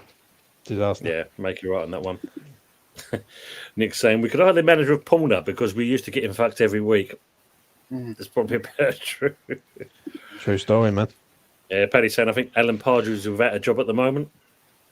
Got us to an FA Cup final. Yeah, can't say no on that one. Yeah, he's on Talk Sport though. He's saying there. Welcome back on that, my front. Yeah, Nick, sorry for your loss. Big Sam for West Ham again. Jesus Christ, yeah. And Moyes is his co-manager. Thank you. Feelings there. Mike saying that we've got more gaps than Watford. Wow. I like that. We have indeed, yeah. Sam Allardyce pointing out, I'll get a pack of gum for him as well. Jesus, yeah, true. He loved his gum. Got ways to, yeah. Brian Clough, that's just saying like a session there. So, Ravi's got a question for me and you, James. What style of football do you see would suit the team? Do you know what? I had this argument so many times last season, Tone, and you know this because I was covering it on E20 quite a lot. This argument of, oh, I want to be entertained and I don't care about the result. That, for me, goes out the window when you're not getting no results. Now, if West Ham are playing well, yeah, and you're getting results, style of play comes and goes. I think every club's got it. Arsenal have got a different style of play to us. Man United got a different style of play to us, and like everyone's got different styles of play. But you have to get results with it. I did not mind the counter-attacking style of what West Ham was a few years ago when we had Lingard and we sat deep, we allowed teams to come onto us, and then we turned the ball over and it hit teams on the break with a front four of like back then it was Lingard, Ben Rama, Bowen, and Antonio. Yeah. That was pretty tidy to a point. I'd settle for a counter-attacking style. It'd be hard to beat and grind out a few results. Like I would take 3-1-0 wins right now, but the problem is I've got no faith. And the moment we go 1-0 down against a team, that's it. It's good night. Yeah, and it's happened a few times now. Like Tottenham a few weeks ago, we got obliterated in the second half, which was, you see my video, it went luckily enough viral. Yeah, I completely lost it. I could not believe how shit we was in that second half. And even yesterday, to a point, the self-destruction of West Ham currently right now is a major concern. It's major. So style of play really doesn't really matter. It's all about the result with me. That's what counts at the end of the day. I mean, you know, who would say this when you got someone who's more defensive-minded than Moyes and Lopetegui? I don't know. It's just fucking mad. Absolutely mad. It is like someone just asked me a question on E20 about half hour ago. They said to me, Jay, is he worse than Avram Grant right now? And I had to think about it. And if I have to think about it, that tells you how bad it is. You know what I'm saying? Because Avram Grant was shy. And then someone brought up a valid point on the stream and said Avram Grant had Jonathan Spector in midfield. This guy's got Alvarez, Paqueta, all these talented footballers, and he can't get the best out of them. I just think it's done, mate. I think it's done. I really do. This is true. Question for you, Jez. What do you see as effective football that Arsenal could or should play? Well, we played very effective football at times last season. Sorry to put it on you guys, but we absolutely ripped you apart at your ground by playing attacking football. One touch, quick passing, down the flanks, through the midfield, and I can't remember a game this season, guys. We've actually done that. Not one game. Yeah, no. Why has he changed it? Why have we gone all this flat, boring, slow? You know, it's boring. We've done it with teams last year. We did it at Liverpool. We did it at Man City. Didn't quite get it over the line. But we did it at West Ham. All right. Albeit we didn't do it at home against you guys because you did us over. But if you do it in one game, why can't you do it in others? No, it's true. There you go. If you've got the players that can do it, then do it. Why I'll change tell- it? Arteta's under. I said it on the air before with you. I think he has to win the league this year. Otherwise, he's got to go. As an outside looking in, you've got to look at it with Arteta and go, you've gone so far. Can you right now? You've got to reach the top, and if you can't reach the top, you've got to go and get someone who can. I agree. I look. Don't get me wrong. He's up against Pep, and Pep's a machine, and Man City are a machine. But when I do look at Arsenal's team, they still haven't got a centre forward who's going to bang in 25 goals a season. And if you've got someone who scores 25 in a season, you're going to be fighting for the league.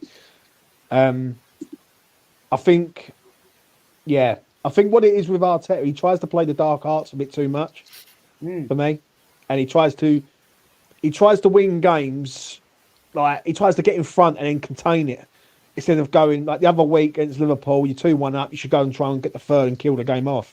And then if you get the third goal, it's game over. Instead, he sits back. I know you got unlucky with the injury to Gabriel, and obviously Gabriel comes off, but you should be looking to try and get another one and seal the deal, basically. Do you know what I'm saying? Totally. So yeah, like for me, if he doesn't achieve Champions League or Premier League, I don't think he's going to win the Premier League this year. Nope. If he doesn't win one of them two competitions, I think he has to go. And Come on, come on, mate. We ain't winning the Champions League. We ain't got the squad for it. No chance. No chance in hell. Listen, if Borussia Dortmund can get there last year or get to a final of a Champions League, anyway, well, I think Arsenal have got the capabilities of doing it, but it's a big ask, isn't it? Like Real Madrid in there, City in there. Look, They've got to. if we lose against Inter Milan on Wednesday night, right, we will go outside of the top 8, which means we're not into automatic qualification. So then we've got another 2 games after that, yeah. And if they're tough games. Let's get it right. If we have to go into qualification rounds, we're in deep crap. I hear what you're telling me. We have not got the squad to compete with the likes of Real Madrid, Barcelona, Bayern Munich.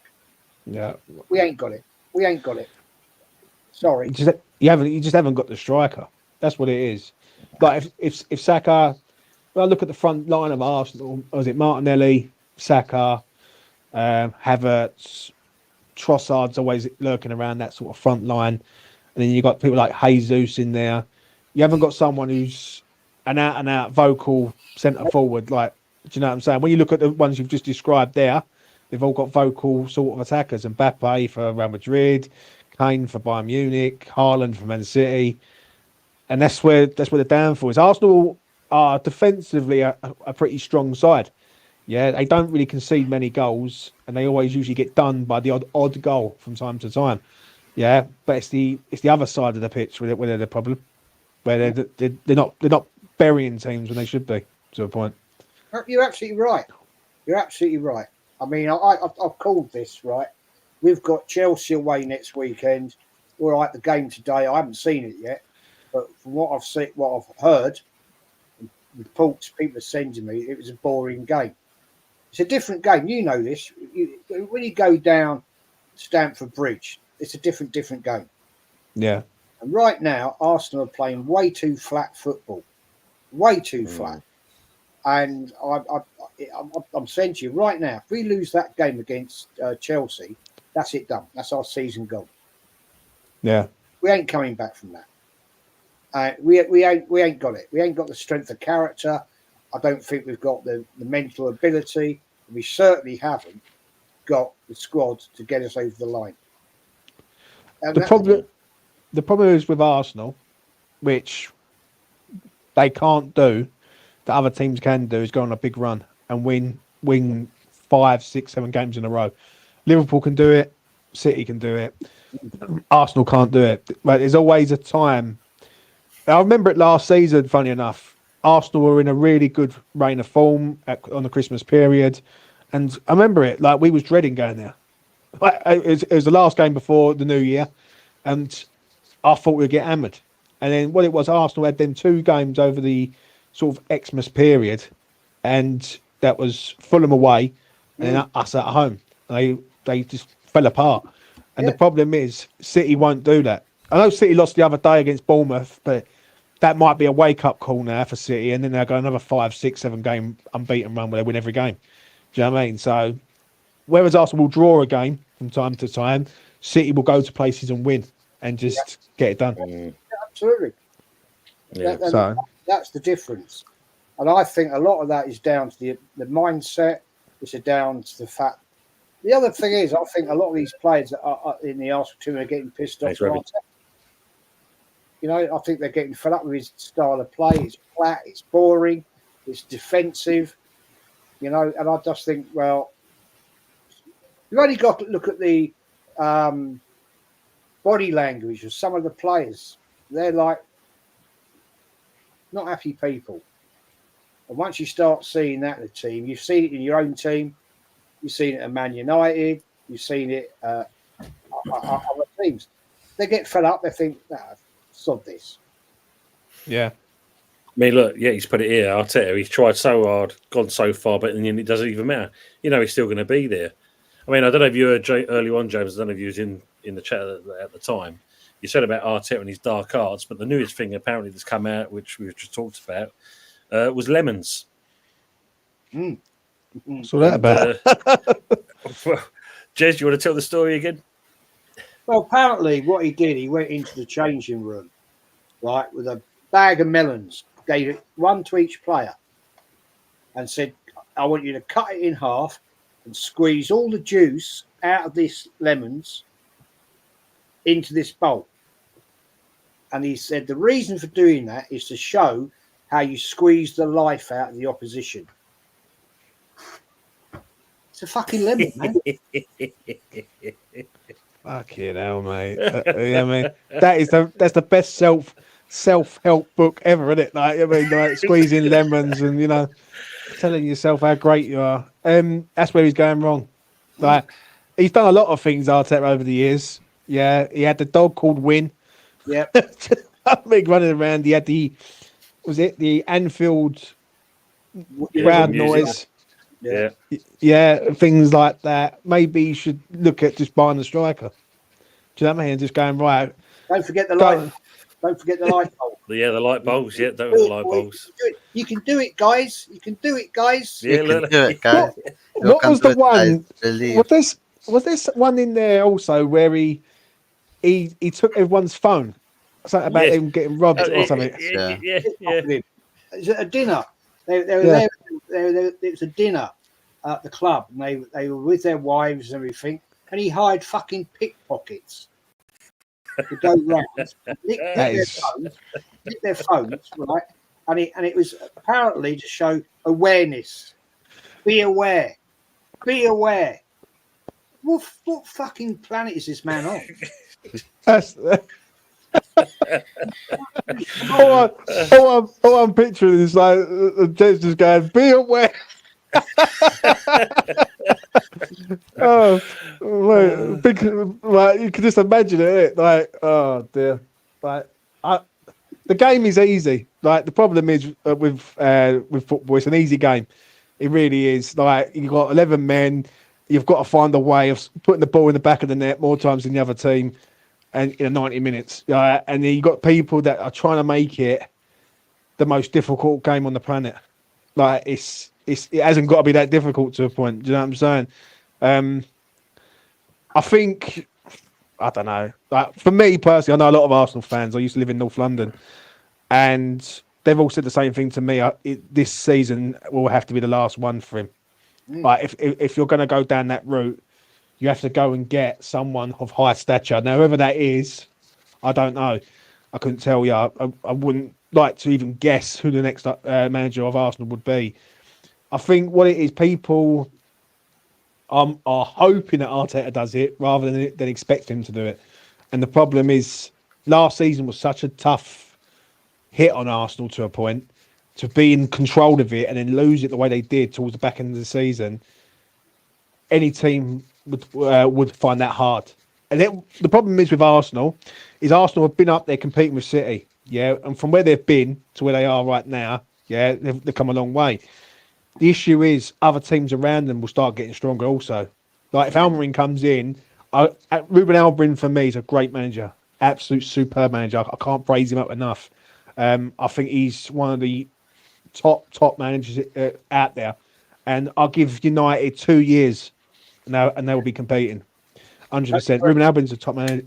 Best looking Portuguese we know. Oh, I'm telling you, I can't praise up enough on Ruben Almiron. Like when we was linked with him last year, I was so buzzing, yeah. But I knew it was just make believe to a point. Yeah. But Yeah. he's a manager that, like with Almiron, he's someone where his ceiling's very, very high. Whereas Arteta, I think as Arteta hit his ceiling to a point, and he can't go any further than where he is to a point. So honestly, it's tough.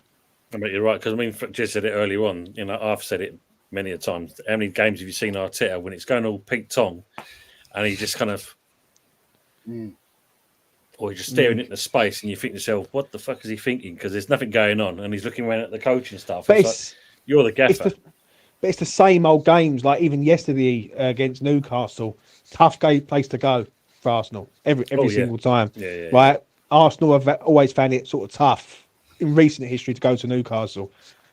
Did any person, like for me, I didn't fancy Arsenal going there and winning. I wouldn't have put them on a coupon to go there and win, at all. Like even though Newcastle hadn't been great, it's just the way Arsenal are. Like it wouldn't surprise me if Arsenal go and beat Chelsea next week, out of nowhere, and then they're back in the race again. Like it's very up and down. Do you know what I'm saying? So yeah, that's true. I don't know. That's true. Eros is asking, Tony, what do you think about Arteta trying to play Rice at the number 8? Nah, he's an up and down player. Play him, use him through his strengths. Don't put him in a position. I know he's trying to play more attack minded, but we know full well what this boy can do. So what's the point of playing in a number 8 position when he's got more to offer? You play him as a 6, you got one of the best 6s in the league. You play him as an 8, you got a decent 8. Yeah.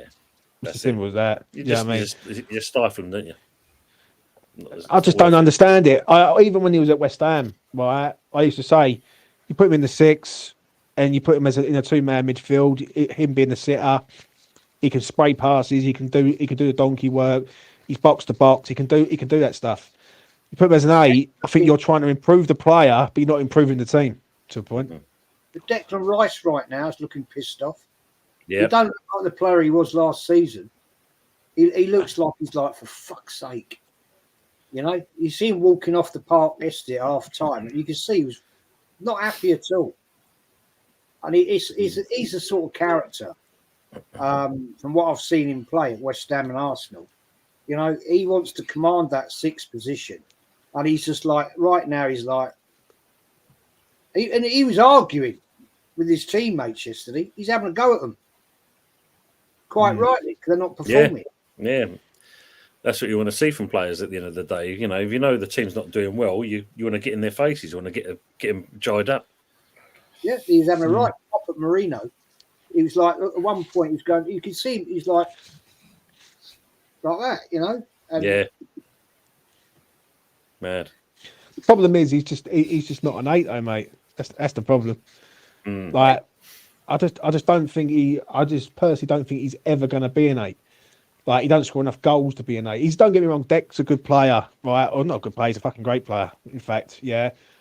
But when you're trying to make him into something else, which he ain't, like it's just not right for me. I think Arsenal need to put him as a 6 and have two more attack-minded goal threats than Deck. And then I think you've got a good player there, because then technically you've got Saliba, Gabriel and Rice as like 2 centre halves and 1 DM. That's a good spine of your team straight away right there.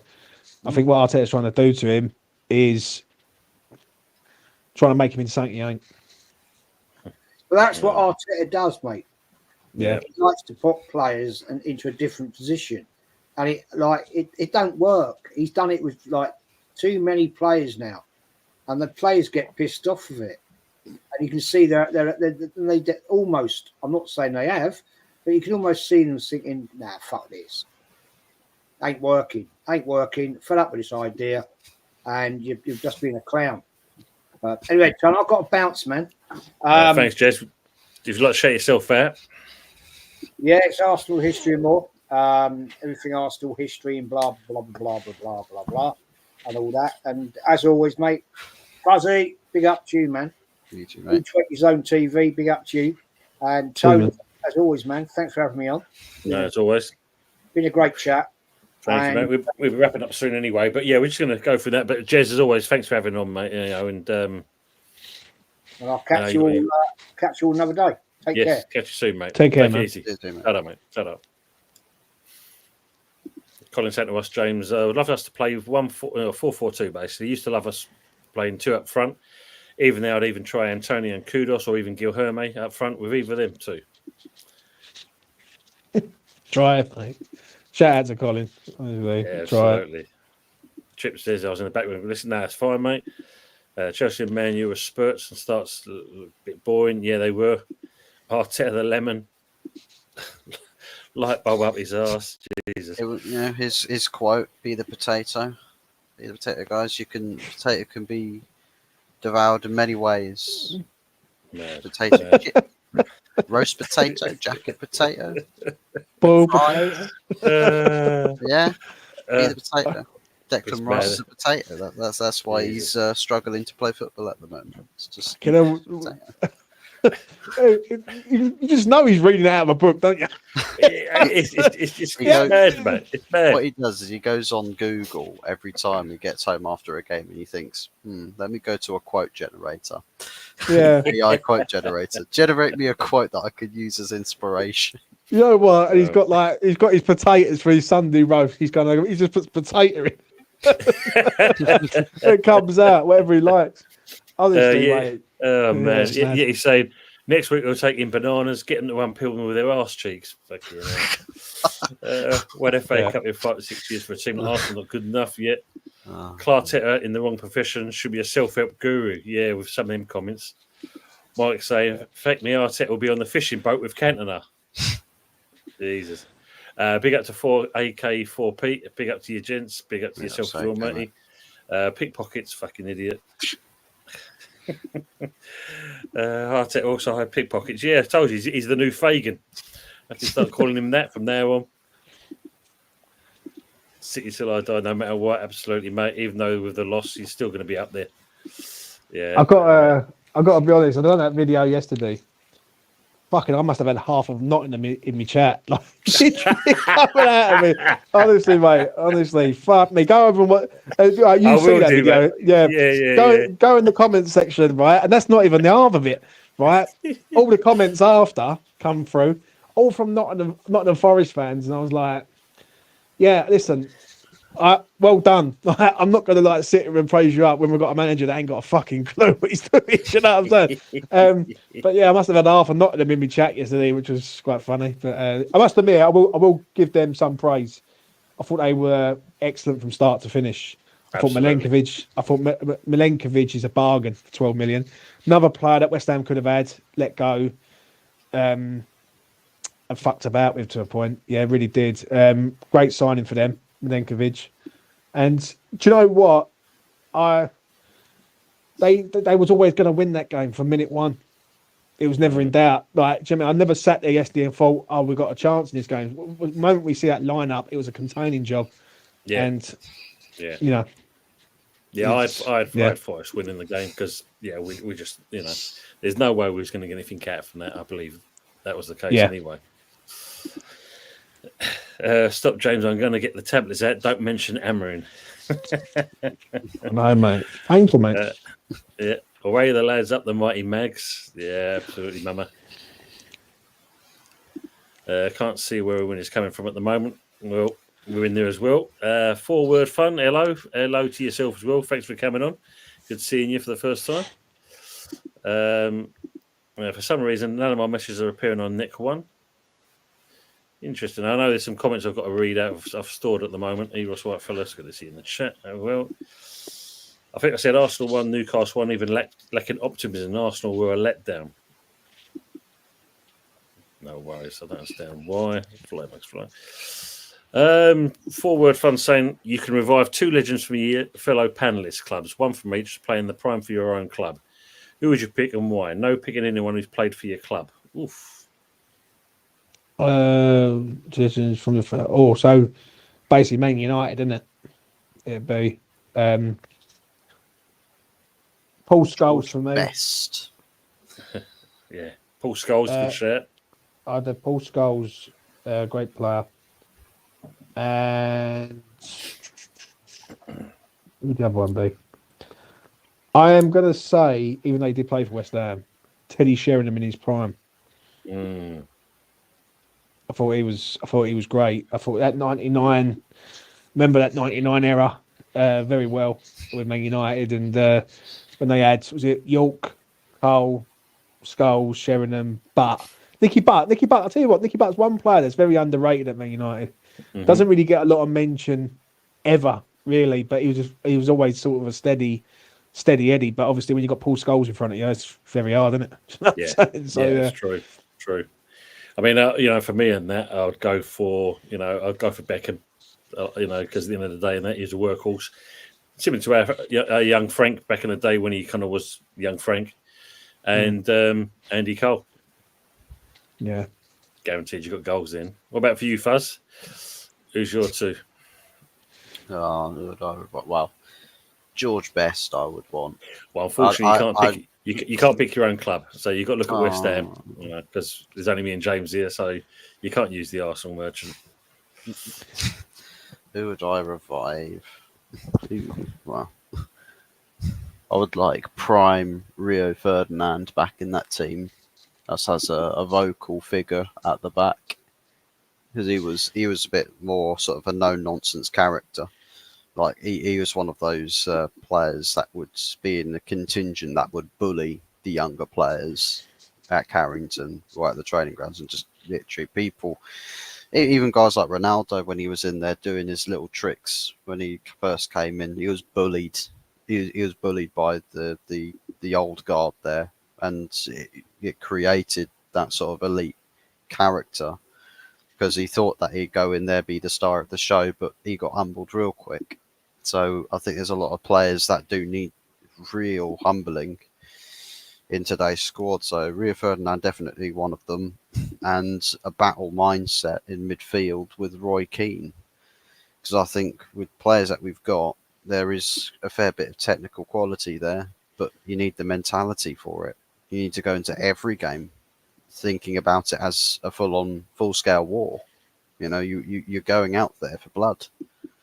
And there's just no one that really understands that in our team at the moment. So I would take Rio Ferdinand and Roy Keane, two people that I think would get on well with each other, and ultimately would command a very dominant mentality in the dressing room. You wouldn't see the pussyfoot with some of the players that we've got today's game. Thanks, Lawrence. No, it's true. That's true. Make you right on that. Oh, actually, it's Roy Keane. I've just gone with another player from my club, haven't I? Rio Ferdinand was former West Ham. Who can I take from your club? Or formerly from your club? I don't really know. I wouldn't go Carlos Tevez because he's a kettle snake. Would you have had Dimitri Payet?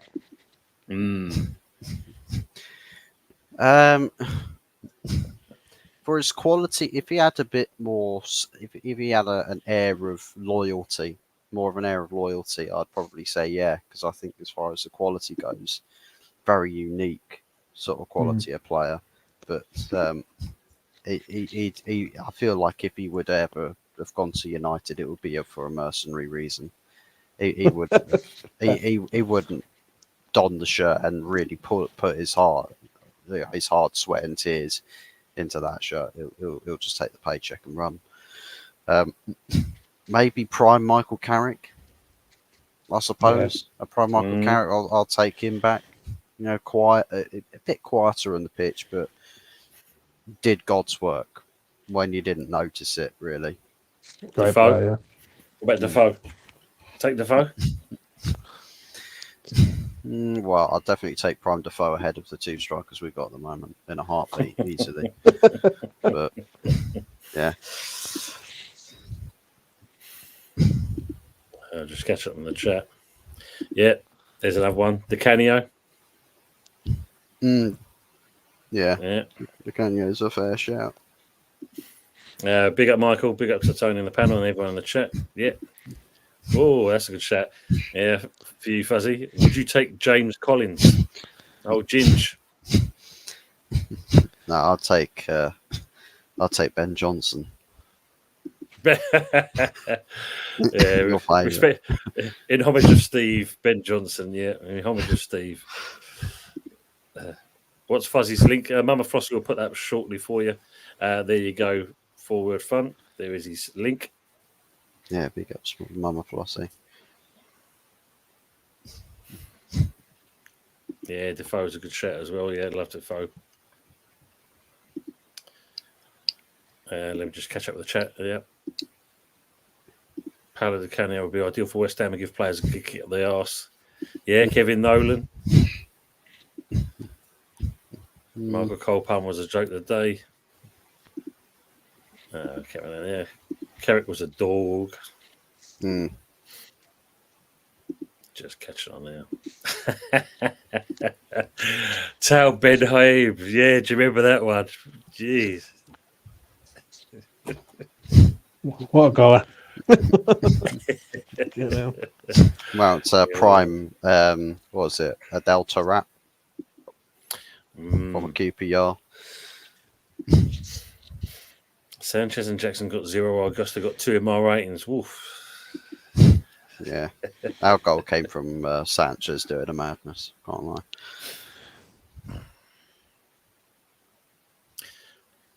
There's a couple of questions I've got here for you, Fuzz. Can Amrin get command and the respect and control of the dressing room, do you think?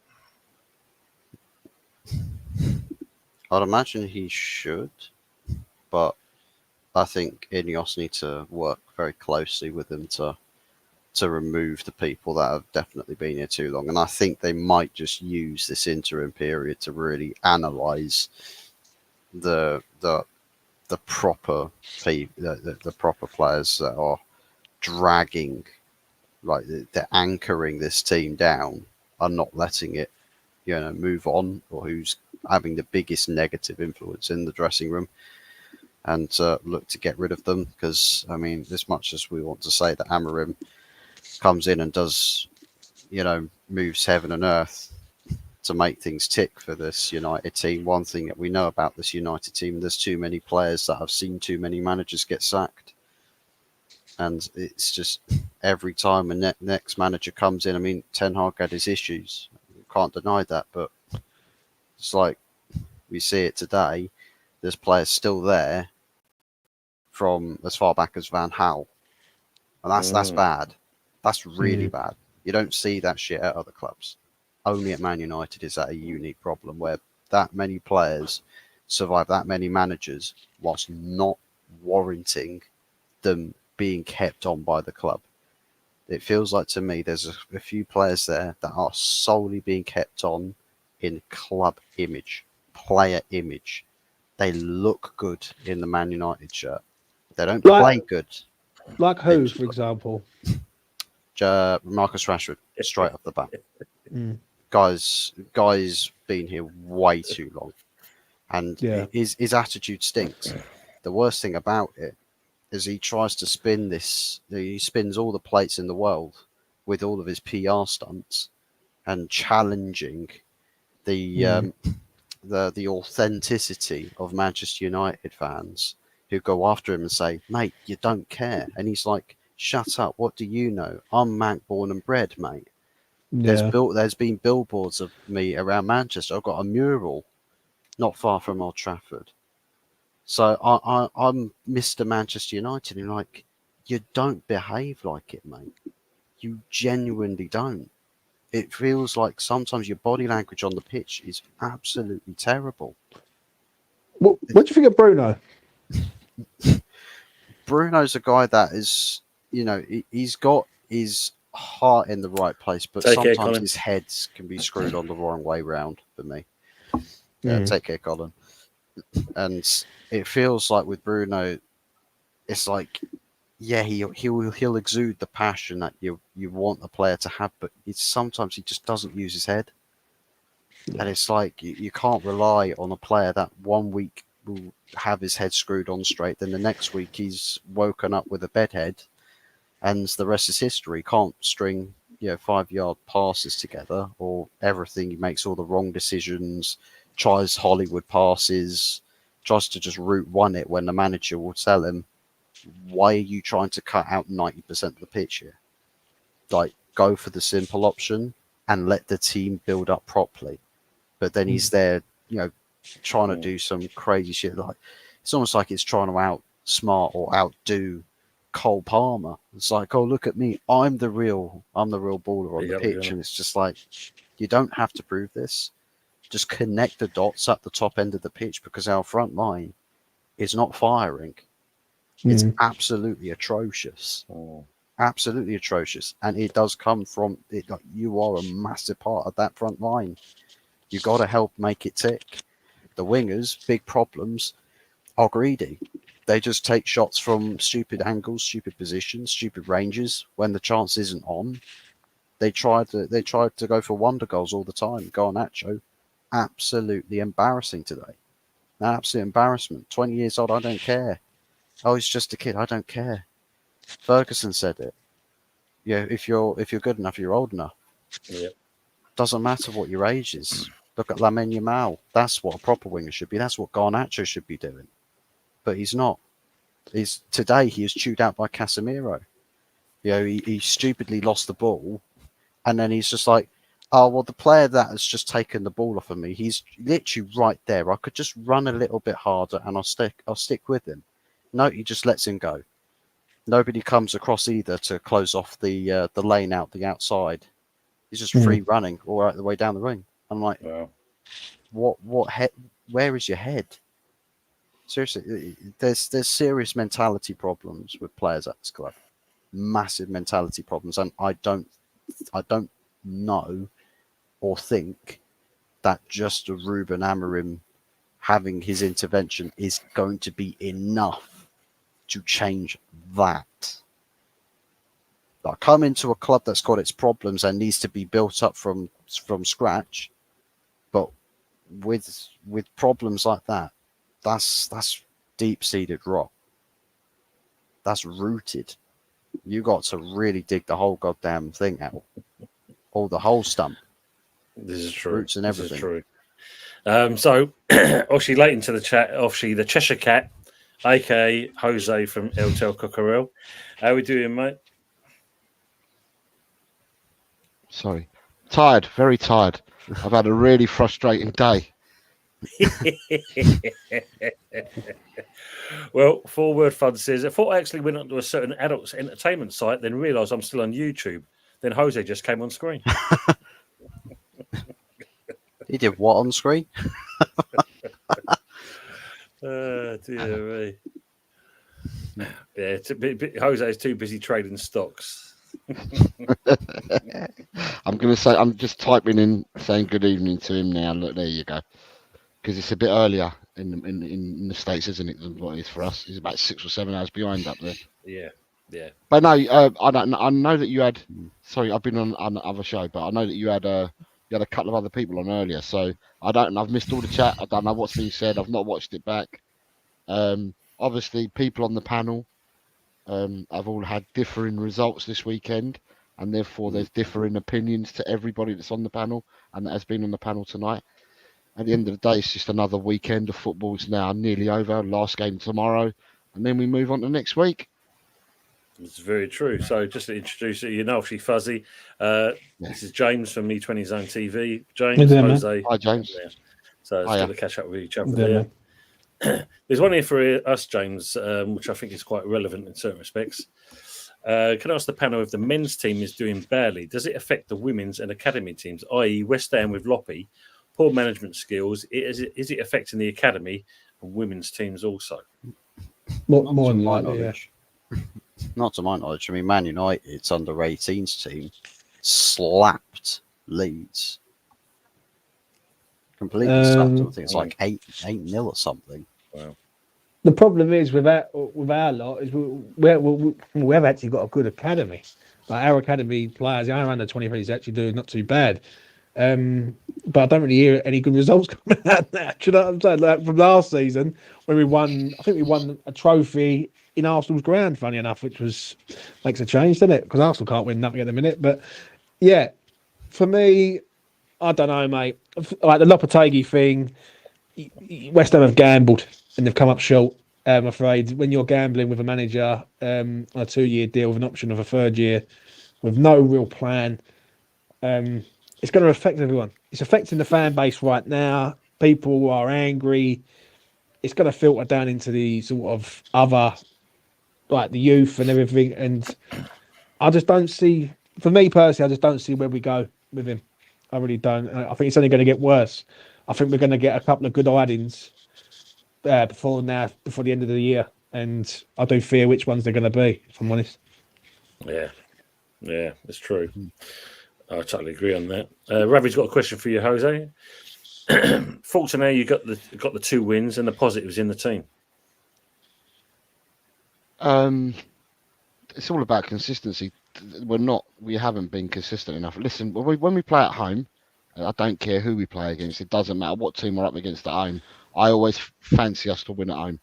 I think at home, for some reason, with the fans, whatever it is, we turn up, we score goals, we play really well at home. It's our away form that's been the downside to us, and it's not as if we've been atrocious away from home. There are games that we should have won, we just haven't got the points for it. We just need to try and translate the home form to have that same mentality and the same game plans that we have at home, have that away from home as well. And if you can marry them both up, then we won't be that far having a decent season. At the moment, I think we're 3rd in the table for home form. Yep. But we're 14th in the table for away form. Wow. So if you manage to solve that conundrum, then it'll be better. At the end of the day, to Ravi doesn't matter who we play. I fancy us at home. At home, I don't hide behind the sofa with me hands over my eyes, swearing profusely and sweating. I don't do that when we're at home. When we're away, it's a different ball game. We've got a run of home games coming up now, or we've been in a run of home games. We're away at Galatasaray Thursday. We're at home to Ipswich on Sunday, and then we've got the international break. I think that our next away game in the Premiership is at Man City. So we'll wait and see what happens at Man City, I suppose. But at home, I don't fear anybody when we play at home. So to me, beating Man City in the week and then beating Villa today, no surprise that we were going to win the games. I mean, I predicted a 3-1 victory for today, and we got 4. So yeah, at the end of the day, I don't fear us at home. At home, I'm quite positive. It's just our away form we need to pick up points. What do you think of just to sort of come in there? What do you think of Ange? So I must admit, when you played us the other week, he done a fucking demolition job on us in the second half. Like when he took off Maddison, brought on Sarr, turned two 10s or two. Yeah, was they 2 10s or 2 8s or whatever they was? He spun them around and went 2 DMs and played passes in for Son and obviously Brennan Johnson and people like that.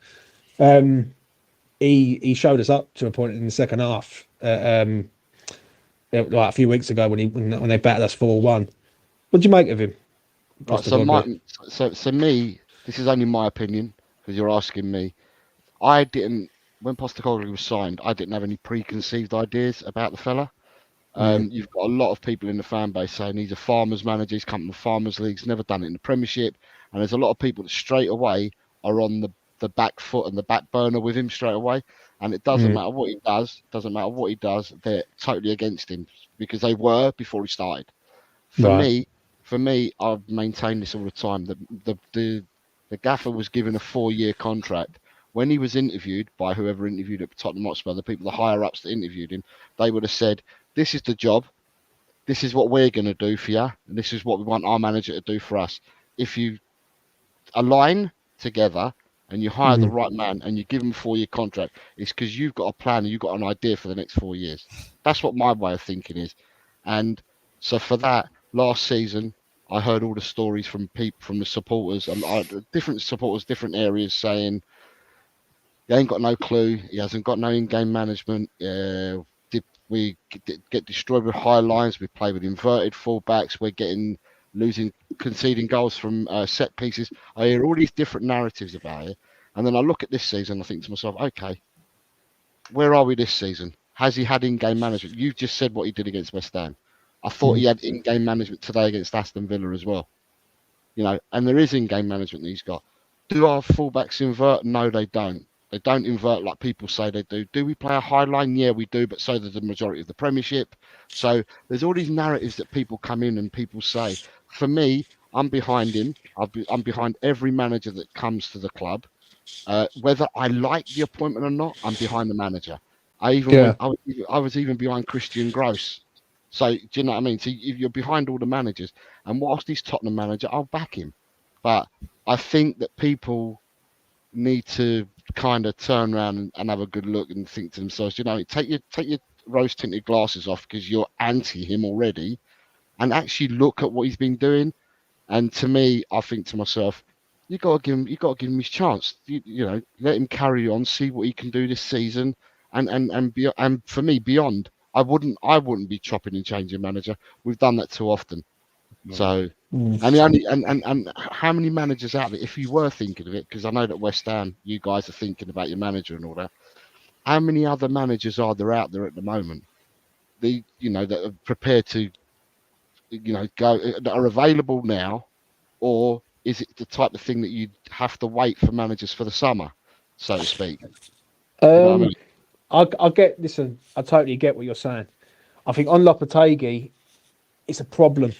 We've got a problem with him because we've got a manager that is really doing not a lot, and there is no development whatsoever. Like the games that we've played this season, we've got 11 points. God knows. I really don't know. Like there's been games this season. Tony can vouch for this. There's about 7 of them points that we shouldn't have, and we've managed to get them through sheer luck. Do you know what I mean? Manchester United, sorry Fuzz, but last week, they should have won that game 5-0. They should have been 5-0 up in the first 40 minutes, and how they wasn't, I still can't work that one out. Fulham away, we steal the point at the end. Brentford away, we steal a point. Even so much as the Crystal Palace game, the second game of the season, where for 60 minutes of that game we're getting outplayed by Crystal Palace, at their gaff. They've hit the crossbar, they've hit everything other than the back of the net, and somehow we win the game. For me, when I look at Postecoglou, I can see what he's trying to do, and he's taking time to do that. But he's got the years behind him to back him, if that makes sense. With Lopetegui, I see a manager that has been gambled on by the ownership of the club. But what we've done is we've got rid of Moyes to appease the fans, and gone, right, who can we go and find who's a cheap manager, got a good CV, and can try and fire us into Europe, whether that's Conference League or whatever. Julian Lopetegui sits there, and he was there. And I remember saying it to Tony, fucking hell, about this time last year. I said that Lopetegui's in the frame. I said it on Spaces. I was doing a lot of Spaces on Twitter, and I said that don't be surprised if Julian Lopetegui is the next West Ham manager, because it's the ideal fit. It's someone who our owner looks at a CV rather than the long-term vision. Whereas one thing I will say with Spurs is what they've done is they've looked at Postecoglou and gone, this man is a long-term appointment. Like, it's going to take time to get him where he wants to go. But when he does get there, he could be a very, very good manager. For me, I would sack Lopetegui tonight, mate. If I'm being honest, as a West Ham fan, I would. And it's not being it's not being overreactionary or nothing. But there's been so many games where we've been obliterated by teams this year. Even Chelsea, to a point where first half against Chelsea, we was completely destroyed and could have been 6-0 down. Don't they? Yeah, with Lopetegui, I think I said it before on this channel and before that with Lopetegui, he is going to be Marmite. and he will be Marmite. For some people, he could be liked, he could be not liked. He is like Marmite, and when he with his teams, the way he sets them up, Lopetegui's not an overnight manager. It takes Lopetegui. It does take Lopetegui time. I'm going to say that it does take him time as well. But at the end of the day, I think maybe, and I'm not sure, but maybe West Ham fans, you've certainly risen in the last few years. You've got your triumphs in Europe and stuff to show that you've risen, and that you're fighting with people, and you want it to take that next step up.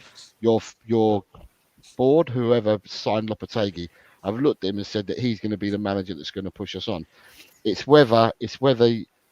I mean, you guys, I'm not going to doubt it because you guys go to the games. You see your team through your own eyes, and you've got your own opinions.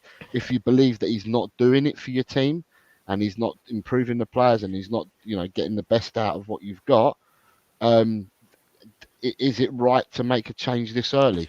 And only you guys can view it. But then it'll be your board that decide it. Don't I think. So, Yeah. I think what it is, if you want to save the season, and the way I look at this is can Lopetegui make West Ham better? And the answer to that is no for me. No. I just don't see it.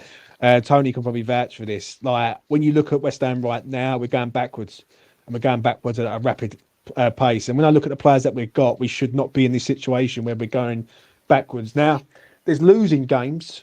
I can accept that. We can, as fans, we can all accept losing, yeah. But there's a way of losing in games, and some of the games that we've lost this year have been borderline like scandalous. Like there's been about 2 or 3 games this year where, even so much as yesterday against Nottingham Forest, we're 3-0 down on the 70th minute, and we're just going through the motions, like just going through it. And it's just like the slow death. And for me, when I look at Lopetegui, I don't see it. I just don't see it. I would, if it was me, I'd get rid of him tonight. I'd let Mark Noble take over against Everton. I'd let him have one game in charge, or Trevor Brooking, or whoever, someone who can just come in and do one role, and then they've got an international break to go out and find someone who can. Who's out there? Who's out there though? Who's out there? For me, it would have to be. It could be Terzic. He's been at West Ham before, ex-Dortmund manager. He was at West Ham under Bilic. Is he available? He's available. He's free. Yeah, he's available. Okay, all right. Yeah, he's someone who could come in and basically he knows the club. He's been here before, and he's got the reputation. The issue I've got is the owner of the club at West Ham. If he gets rid of Lopetegui, he will go for someone like Rafa Benitez, and that's where you've got a no-win situation here. On the one hand, who's the head of the board at West Ham? David Sullivan.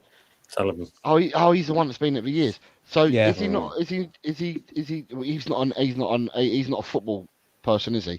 He's a businessman, and he's not a football person. He's not come back with a football background. He's a businessman, isn't he? Yeah, it basically. So who makes the football decisions? I know he does the hiring and firing, but who at West Ham makes the footballing decisions at the top? I would probably say Tim Steiden is the one who does that. Okay.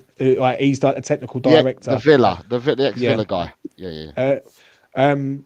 But Sullivan will always run the show, mate. And that's the problem. When you've got someone who doesn't see talent, like I look at Almiron, for instance, potentially going to Manchester United. He's someone that West Ham were looking at last year. All we had to do is pay a release clause, and we may have got him. Instead, we don't, and then we go for the cheap option. It's like he's very old-fashioned. He's very old school. He doesn't like to buy anyone out of a contract. He feels like when you are paying for something, you can go and get something for free. Why would I pay for something when I can go and get it for free somewhere else? Like he's not. And then one thing I will say to round it up for me is I look at him and I see a owner that he's not here for the short term.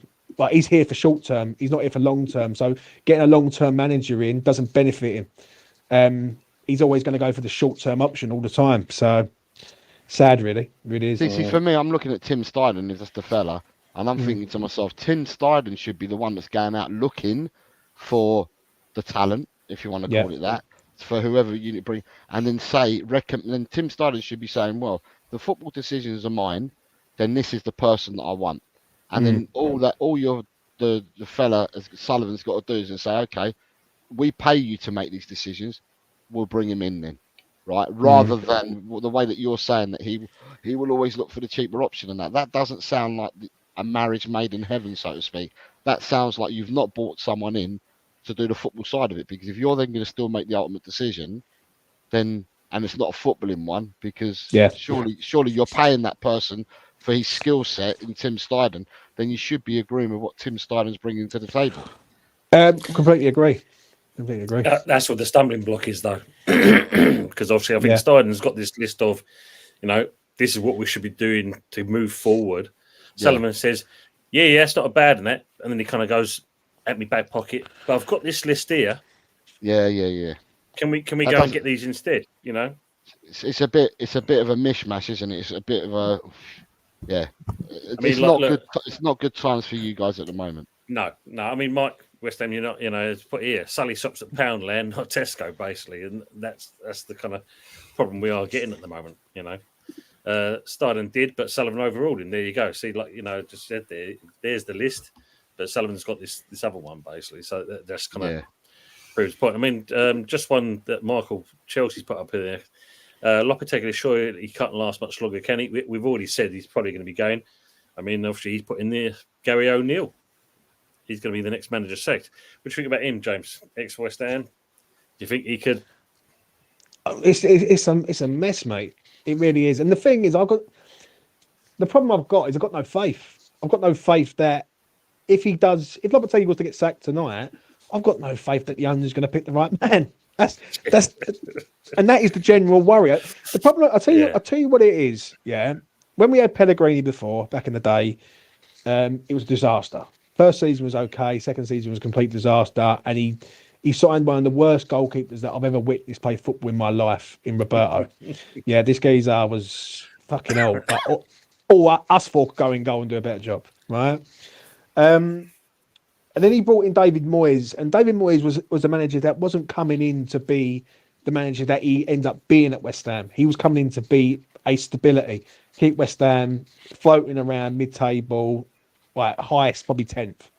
But where Moyes went beyond that and took us on a journey that we had never experienced, that's where the standards have changed at West Ham. Now, as a West Ham fan for many years, my standard is top 10. I think West Ham are good enough to be in the top 10. I don't think we're a top 6 side, but I don't think we are a mid-table side either. And I don't think that's being unreasonable considering the amount of money that we spend, the fan base that we've got, and where we're based. But the standards seem to be dropping all of a sudden now. And with Lopetegui, you've got someone whose message is being lost in translation, which is a major problem. You've actually got players looking like they don't want to play for this geezer already.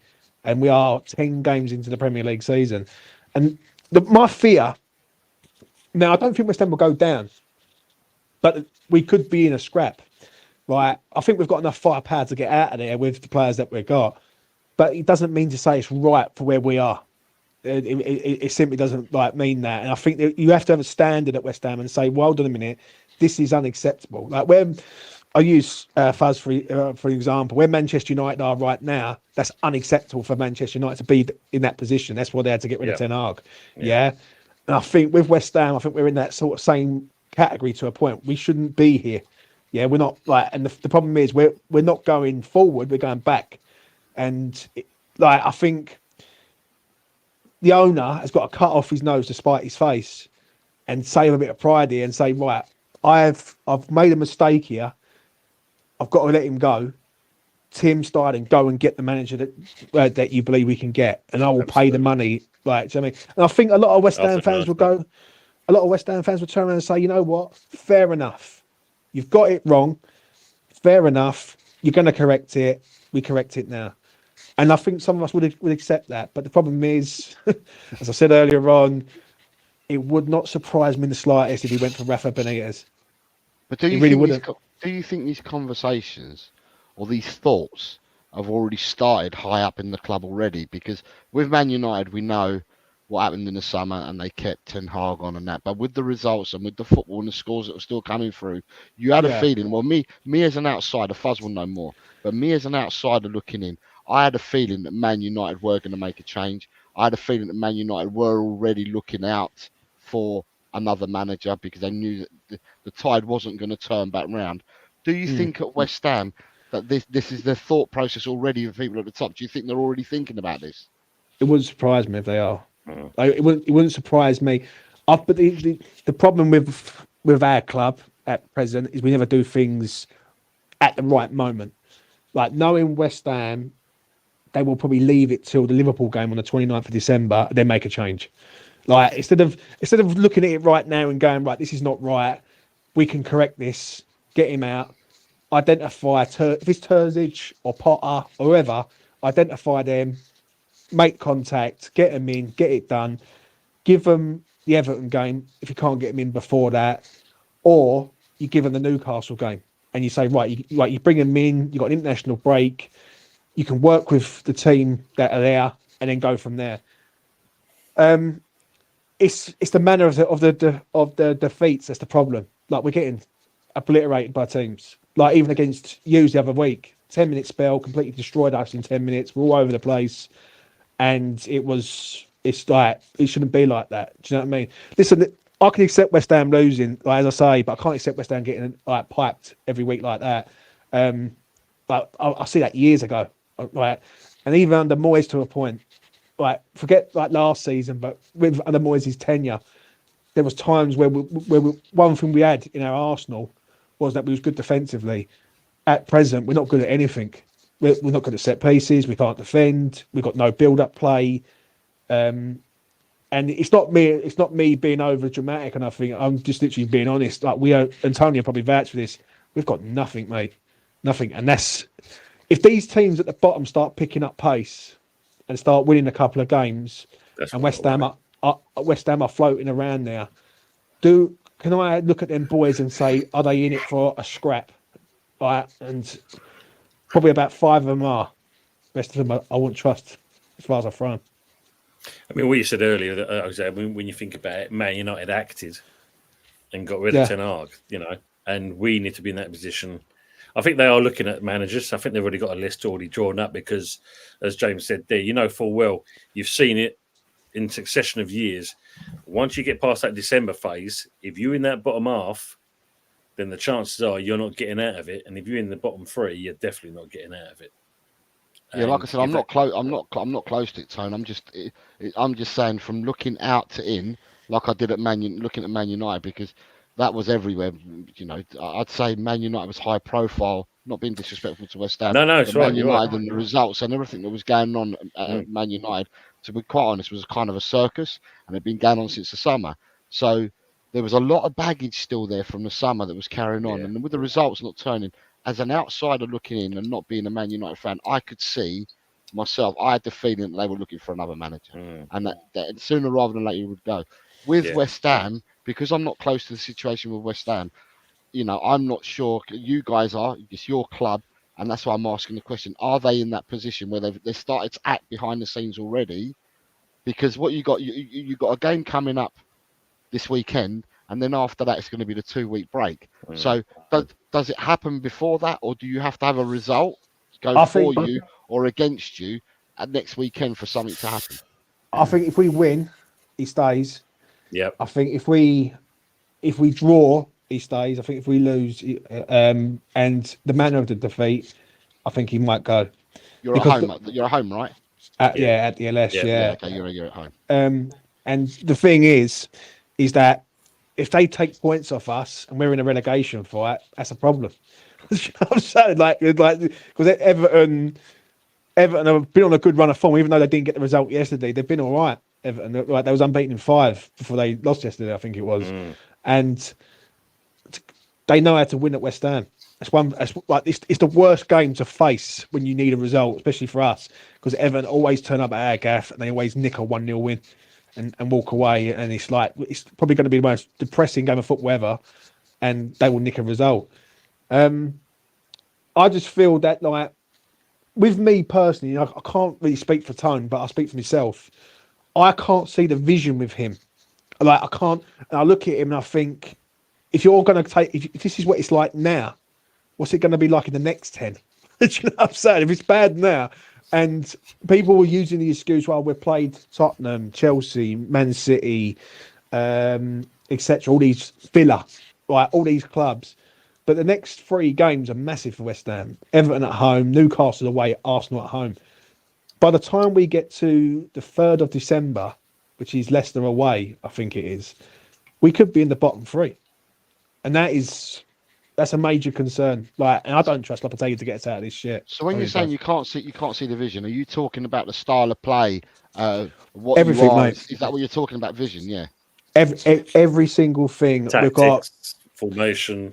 Yeah, You know, everything. There's no, as I said earlier on, and you know, sorry to speak over you there, James. I mean, when you think about it, Jose, the problem we're seeing is the lack of consistency. You know, the changing of the formation. Then you're kind of taking this player out and put another one in, and stuff like this. I mean, like, you know, Tadibo came on the week before and that, and also looked immense. Yet he gets dropped, and Mavropanos comes in, and it's like, hold on, Yeah, there's no flow. yeah. And No. what it is, you can't build no momentum at all. Just can't build nothing up from like the get go. Like even yesterday, for instance, setting up with 5 at the back at Nottingham Forest away. I know Nottingham Forest are playing all right this season, but do I really think West Ham going there setting up 5 at the back against Forest is right? I just don't believe it, mate. I seriously just don't believe it. And for me,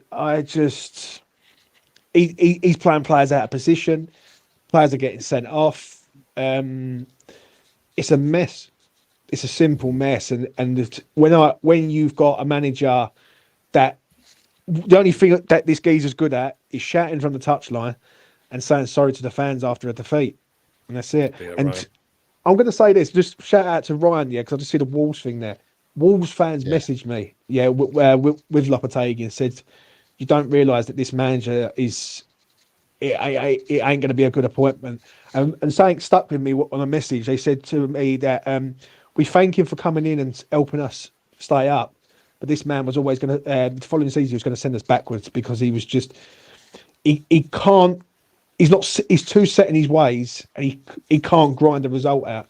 And anyone who can't grind the result out, you know what it's like, Jose, yeah, in the Premier League, you have to grind out results, yeah? Yeah, you do, yeah. Right, you have to be in a situation where you might not be that good on the day, but you nick a 1-0 win, yeah? And with West Ham at the minute, I can't see a 1-0 win grinding result coming from anywhere. I really can't.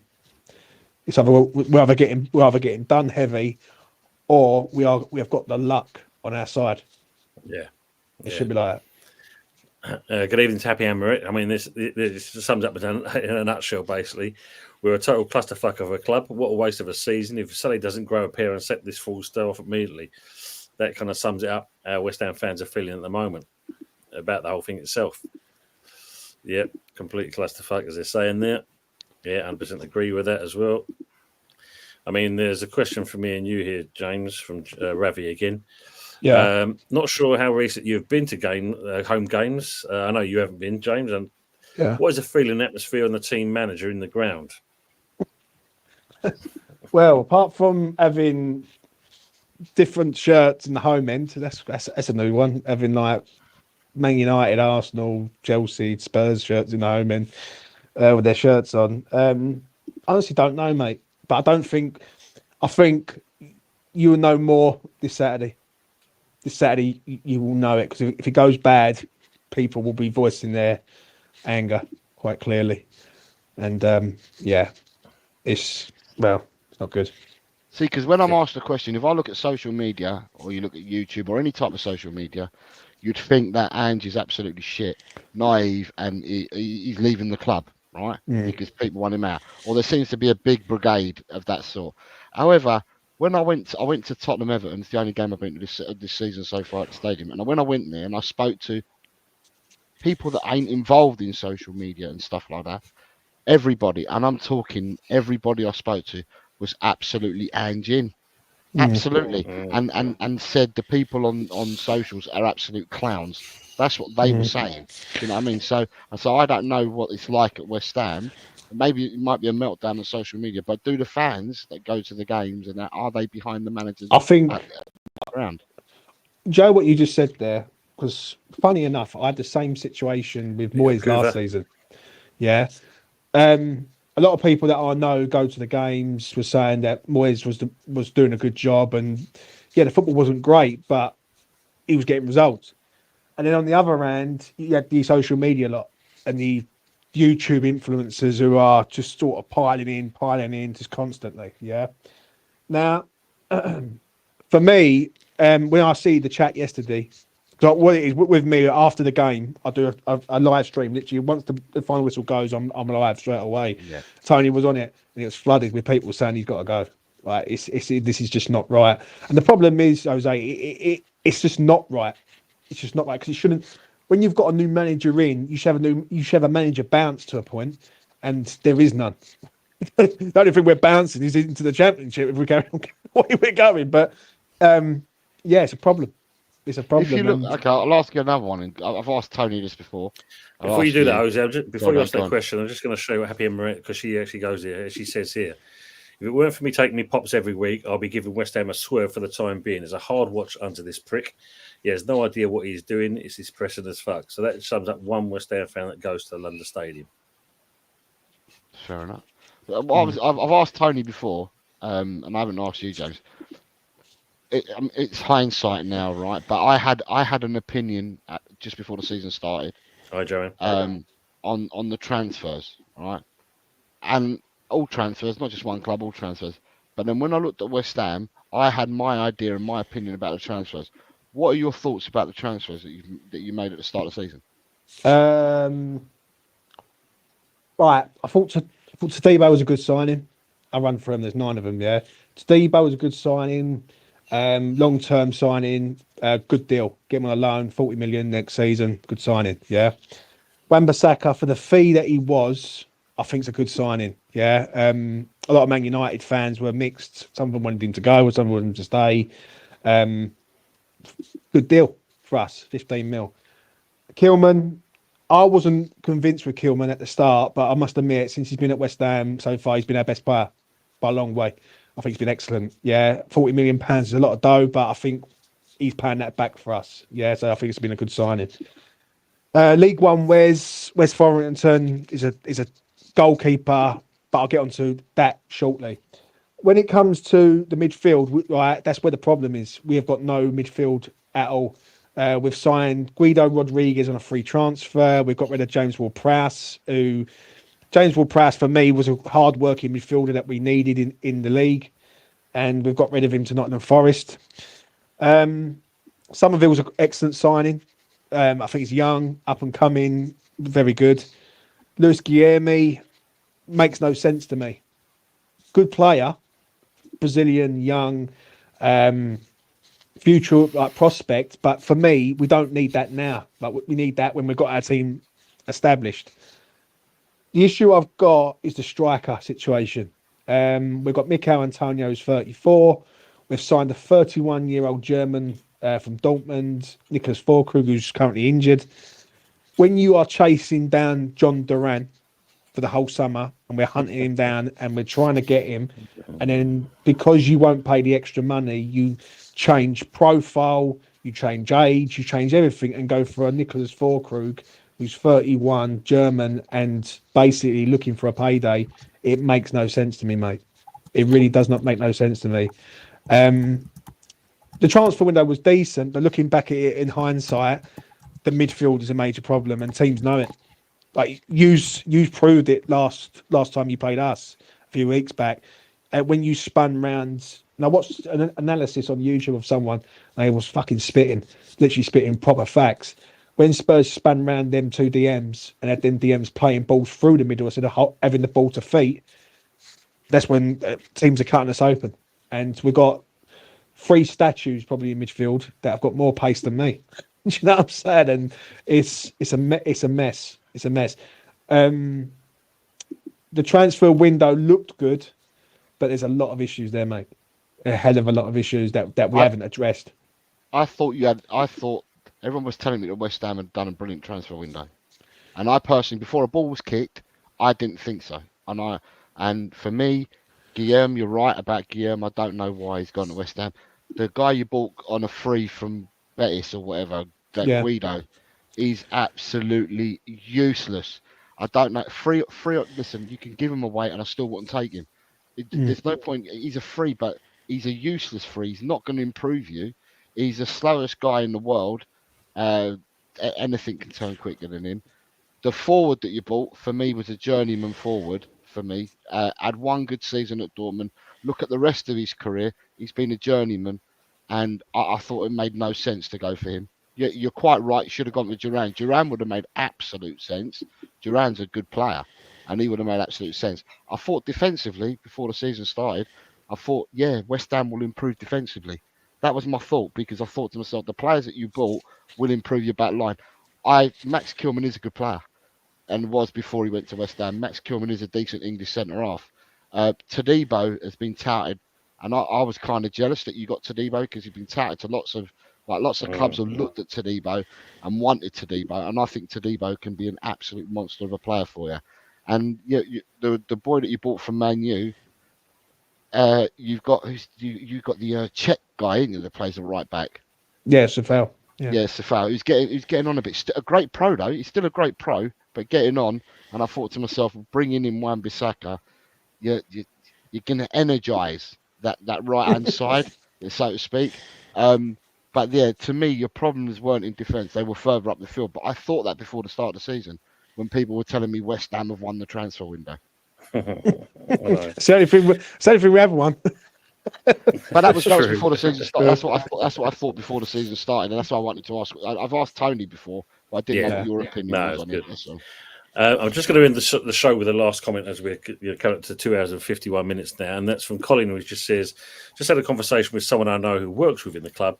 They're telling me, Tony and James, they're telling Kretinsky not happy and wants Lopetegui out, but can he change the coach?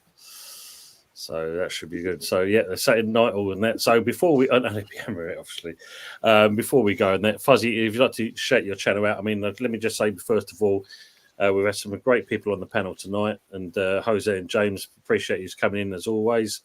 But Fuzzy, if you'd like to shout yourself out first of all. Yep, I'm an Hoppers 44 OG. In terms of doing match reactions, I'll probably have to do a sort of a review for that tomorrow night once I'm back home from work and all of that jazz, and then we'll sort out then it's probably a match, but actually I don't even have the time for the match preview. Probably not, to be honest. But yeah, we've got the good, the bad, and the ugly on the Wednesday as well, 8:30 p.m. 3 Shades of Shit, you could call it the special, the 3 Shades of Shit special.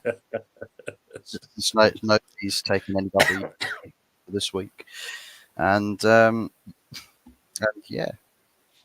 No, thank you very much. Thank you very much, Fuzzy. Thanks for being on as always. James, if you'd like to shout your channel out, please, mate, and what have you got coming up? Don't come to my channel. You will see me going berserk, honestly. Go jump onto E20 Zone TV. What have I got coming up this week? Nothing for the next few days. A day of rest and peace, I think. But build up to Everton, and let's see if Lopetegui is still in the East End of London. Thank you very much. No, you're welcome, man. It's okay. It's a pleasure having you on as always. And Jose, thanks for coming in. I know you was on another show, but appreciate you coming in. And as always, value your comments. Can you shout out your channel, please, mate, and what you got coming up? My name is El Tel Coquerel. I'm probably out of the four of us here, I'm probably the happiest today. Ain't always going to be the case, but I'm the happiest today out of the four of us.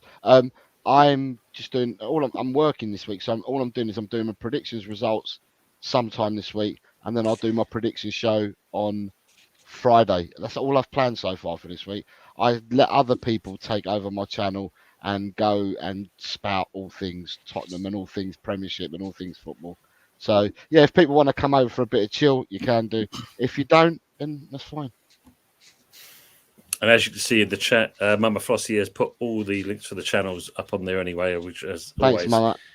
is a pleasure. Thanks, Mama. Mike saying night all and there, and thanks, chat. And it's been a great show. There's been some great people on the panel as well. Some great conversations been said. It's great to be a West Ham fan at the moment. Keep the faith. Dear me. As Colin say now, so say good night. I'll join you all later soon. And as Fuzzy said, we're going to be on Wednesday. Me, Fuzzy, and Anthony with the good, the bad, and the ugly. I wonder where I'm Was going he to on be. tonight? Was Anthony on tonight? No, he Was wasn't, mate. No, apparently he was coming back from a fireworks display. I don't know where it Must was. have been He's hit probably- by a firework You know, since he yeah. disappeared. It was either the other Was end it- of the country. Was it in Newcastle? Yeah, it might be new. It was a Newcastle fire. The rocket went out. The light went out on the rocket. Couldn't get him back in time. Exactly, and I think Mama Flossie lit the fuse, so she's put there away the lads. But people in the chat, thanks for hanging around with us. Now it's been a great show. It's been great avenues with us as always, and we are basically out. So we'll catch you next time. Take care, all. Come Take care. on, you idiots! Come on, you.